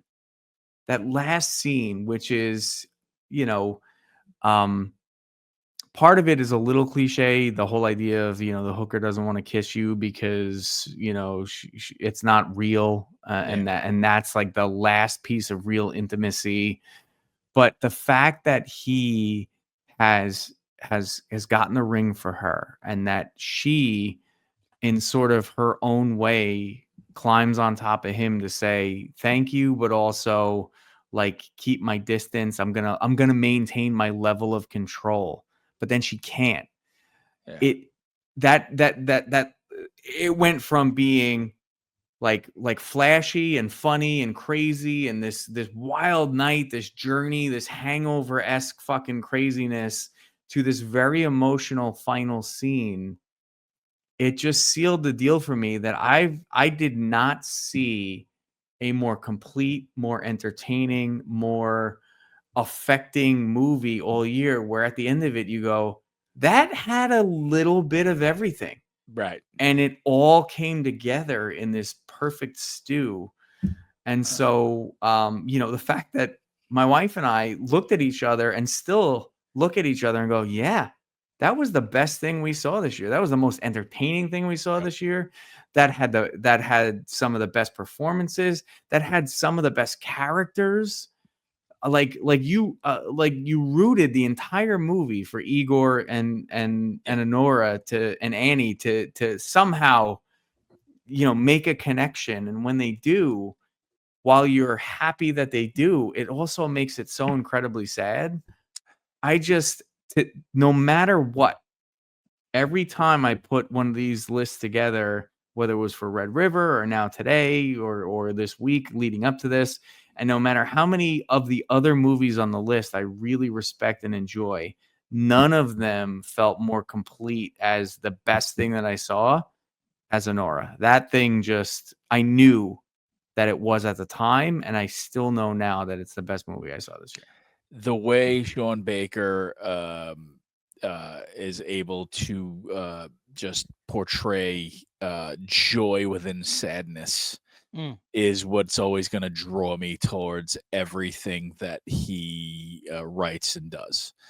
And this was no different than that. I mean, you look at the Florida Project, it was, struggling mother, living in this motel, basically, Section 8, dealing with the government, and just through the lens of a child. So there's the joy and the sadness. It was no different with this. You're hoping for them to make that connection, because clearly you see two people who in this world are still trying to find themselves and find something within other people. All right. And I think the best part about Mikey Madison's performance is it's towards the end where she continues to desperately cling to trying to wake him up and say, I'm your wife. Don't you realize that they're just trying to toss me aside, and your parents are trying to toss me aside like everyone else is. Right. But that deep down, she knows that this was a sham from the beginning. Right. But she wants to believe that it's real. And it's a princess syndrome. It just makes it that much more affecting when she realizes, no, you know what? They're leaving. They're going. And all right, I'm on my own now. Yeah. Again. Yeah. You said it, Tim. Seeing those, he has a knack. I don't know where he's from or how he grew up, but he is so interested in showing other people and exploring, probably for himself, those walks of life. And it's great to see. Turning a lens on what you don't normally see in society. I appreciate that. Andrew, what were you going to say? It's my number 6. So I just want to add on top of what both of you said briefly, that, like you said, you feel what she's feeling, the performance he gets out of her, that she gives. You want her to the rags to riches of it all. You want her to eventually find Ivan, and for this fairy tale that she's now fallen for to be real, when deep down oh my God, there's heartbreak waiting for you at the end of this journey. And the moment that he turns on her when they're getting on the plane and is like, of course we're getting divorced, the feeling of shame that you feel for her because she clearly has it. Yeah. And I was so invested in this person and her end goal and her end game here. And I agree. Sean Baker just continues to show that portion of society really well. So yeah. Kev, this just missed your list, but did you have anything to add? No. Okay. I didn't feel anything at the end of the movie. Fair. And I was kind of mad because the actually, for me, the highlight of the story, I don't want to call them henchmen, but I can't think of a better way to describe them. Those 3 characters were incredibly fucking entertaining. Yeah. And I would have loved to have seen their movie. Oh, okay. That's fair. Yeah. That's fair. So the only one we haven't said is your number 1. So what is it, Kev? My number 1 is the last movie I saw just this past week, because it got re-released. Sing Sing blew me the fuck away. There you go. And I honestly, I can't remember last time I sat and I went by myself because it was like it was a weekday. My wife wasn't feeling good. Decided to go in like a 1:30 show, and when it was over, I was like, "Fuck me!" I'm tears, like openly weeping. Like, this is a fucking brilliant movie. I'm not. I'm gonna. I'm not gonna say exactly what it is, but there's something at the end of the movie that completely changed the way I saw the rest of the movie and blew my mind fucking more. Yeah. Okay. We talk about the Strong and Culkin, both great performances. Apparently, I haven't seen Strong's performance. There is there's a character in this movie that I didn't know what they were going to be at first, and I know where this is going. Yeah, 100%. I'll just. but He that was- almost got nominated for. yes. Should have been. Too. Cole Yeah. Coleman Could've is been. a fucking amazing actor. He deserved his nomination. He probably has the third best performance in the movie, which is fucking weird. But watching, fuck, I can't say that. Okay, watching this performance, I was like, this is next level acting. Yeah. And I was fucking blown away by somebody for the first time in a long fucking time. And then to discover another layer to it, that's the best thing I've seen all year. I gotta say, Kev, this makes me even more upset that this movie didn't get a wider release. The fact that Yes. I just could never find it. Like Yeah. all over Long Island, I'm trying to see it. Obviously didn't get the awards run that it deserved. Mhm. Every That's person I fact. talk to sings this movie's praises. Look, again, Yeah. pun intended. Sings Mhm. this movie's praises. No, it's fantastic. So yeah, I Absolutely. can't wait to see it. And but you're right. Like everything I've read or heard about it all year was just about Coleman Domingo and not about other people that might be in the movie or even, you know, how good the movie is or in general what the story is. And so, you know, waiting for it to come out on VOD, I'm like, all right, well, I want to see this best performance of the year, but you know, it sounds like they haven't given it enough justice for all the other reasons that it was great. Yeah. We know what the reasons are. Let's just be honest about that for a second. Yeah. I went almost completely blind. Outside of, you know, I knew obviously the title. I knew the lead actor. I could probably guess what the story was going to be about. Wasn't actually even close, to be quite honest. No. And then Yeah. watching within the first 10 minutes, I think two couples walked out. And I was Really? like, hey, they didn't. I can't say why, but Were they white? of course they were. I can't say why, but there was clearly an uncomfortableness that they were experiencing. And then, hey, if you need to leave, you need to leave. But it was like if they just gave the movie 5 more minutes, it Jeez. can't talk about it. Sorry. Well, Yeah, no, were they I'm screaming? Were they definitely screaming at excited the to watch screen? No, you should be doing it like this. Camp down, ladies. That's soft.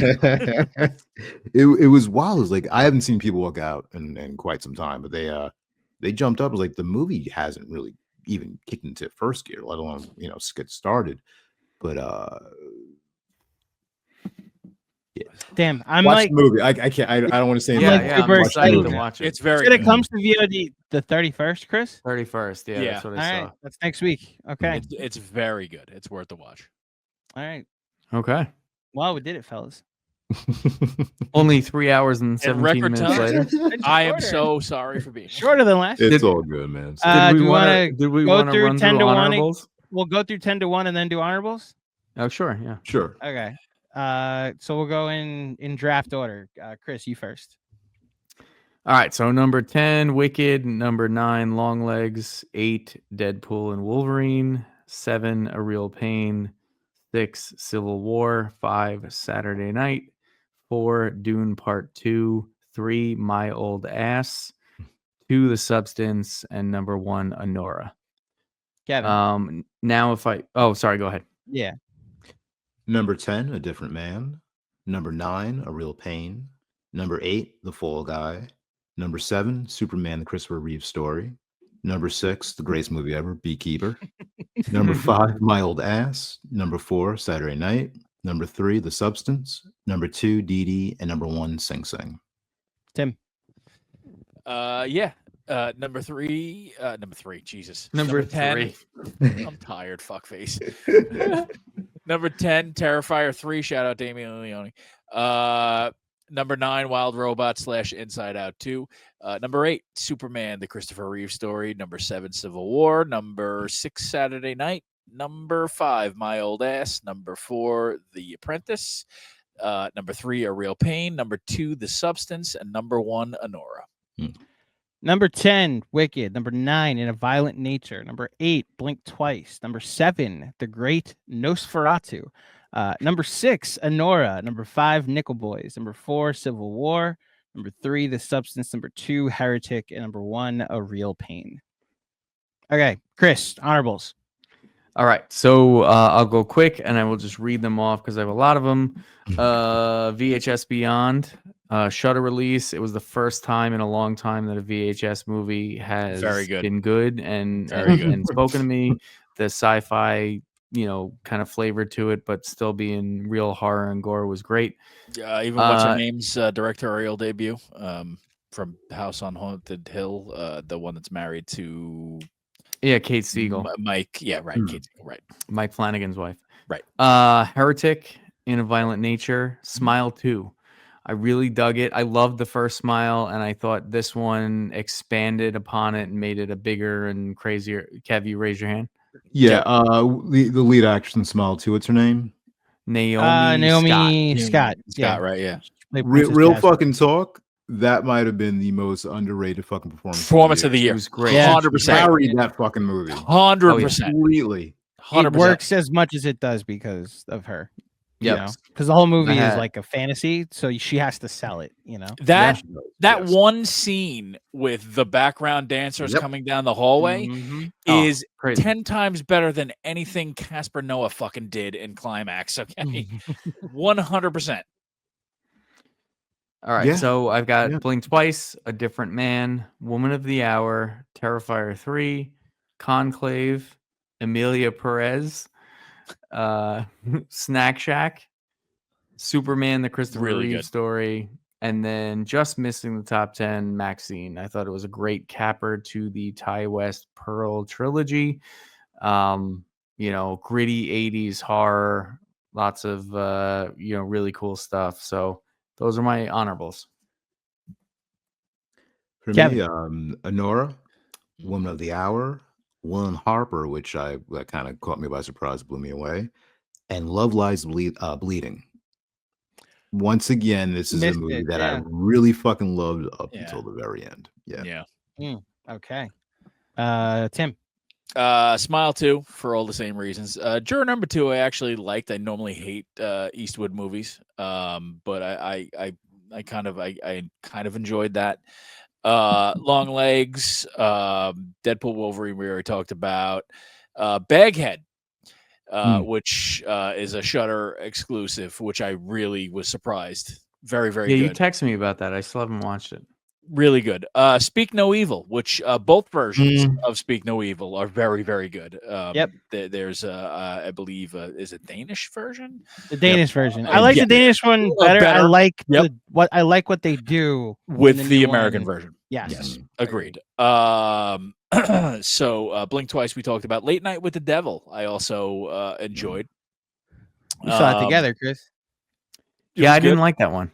Yeah, I wasn't crazy. I wasn't crazy about the ending. No, I thought it was really setup, literally for a show. They set a setup and then a bunch of bullshit at the end. The ending I had a problem with. Oddity, also another one that's on Shudder. Very, very good. Abigail, I was kind of surprised how much I enjoyed Abigail. It was fun. It was fun. Maxine we talked about already, which I also thought was great, even though I had to watch it by myself. Sorry about that. It's okay. Andrew? So from what was already mentioned, The Apprentice is an honorable for me. Saturday Night is an honorable for me. And then I gotta go to my letterboxd. I like the Alien Romulus, Challengers with Luca Guadagnino movie. September 5. Producers producing was it's just very much my shit, even though you kind of know the ending and where it's going. Robert Zemeckis is here, so there are some wild choices in this movie, and especially in the screenplay. We go from watching this the Tom Hanks in a wig to pretend he's in his 20s, being upset that he can't afford a house, to a black family in 2020 explaining to their child why they have to be careful when being pulled over by the police. The jumps in tone in that movie are insane. The fuck? Dude, it is the wildest. To then the next thing, the Native Americans that originally were settled where this house was originally built, to then dinosaurs, to then Ben Franklin's son, who has a house across the street, which is why this property matters, because it's right across the street from a historical landmark. The leap alone it works for me, because I was just so intrigued by what absurd thing I was going to see next on screen. Yeah. I honestly recommend it just for the good time. It's not even that long. Well, I mean, what you just described sounds utterly ridiculous. It is utterly ridiculous. It is. I like the first hour of Trap. And my until they leave the theater. Yeah, and then that last hour is fucking ridiculous. I just say this was clearly made by. I know his daughter is a pop star, or excuse me, sings music. He's trying to make her a pop star. That is his daughter. Has never performed for more than 40 people, and then did a movie where she performs like for thousands. He's clearly never been to a concert before or directed a concert, because this thing happens when it's daytime and concerts happen at night. This is a guy that attends sporting events and has apparently people just walk around during concerts, right? No, they're listening to the concert at night. Anyway, the first hour, the cat and mouse of Josh Hartnett, who I'm just enjoying his return to Hollywood and everything he's in, was outstanding. The moment his they Black Mirror Beyond the Sea is the best thing that he's been in. Absolutely, for my money ever. So yeah.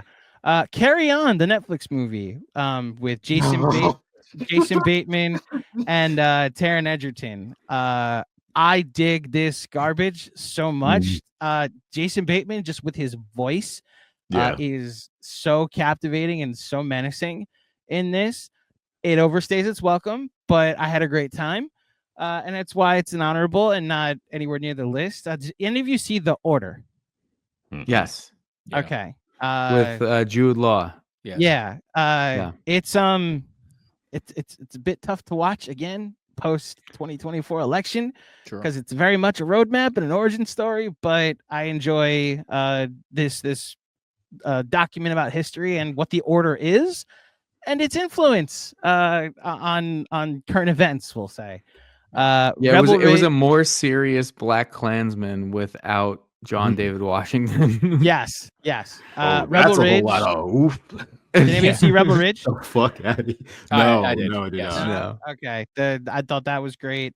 The Last Showgirl makes my list.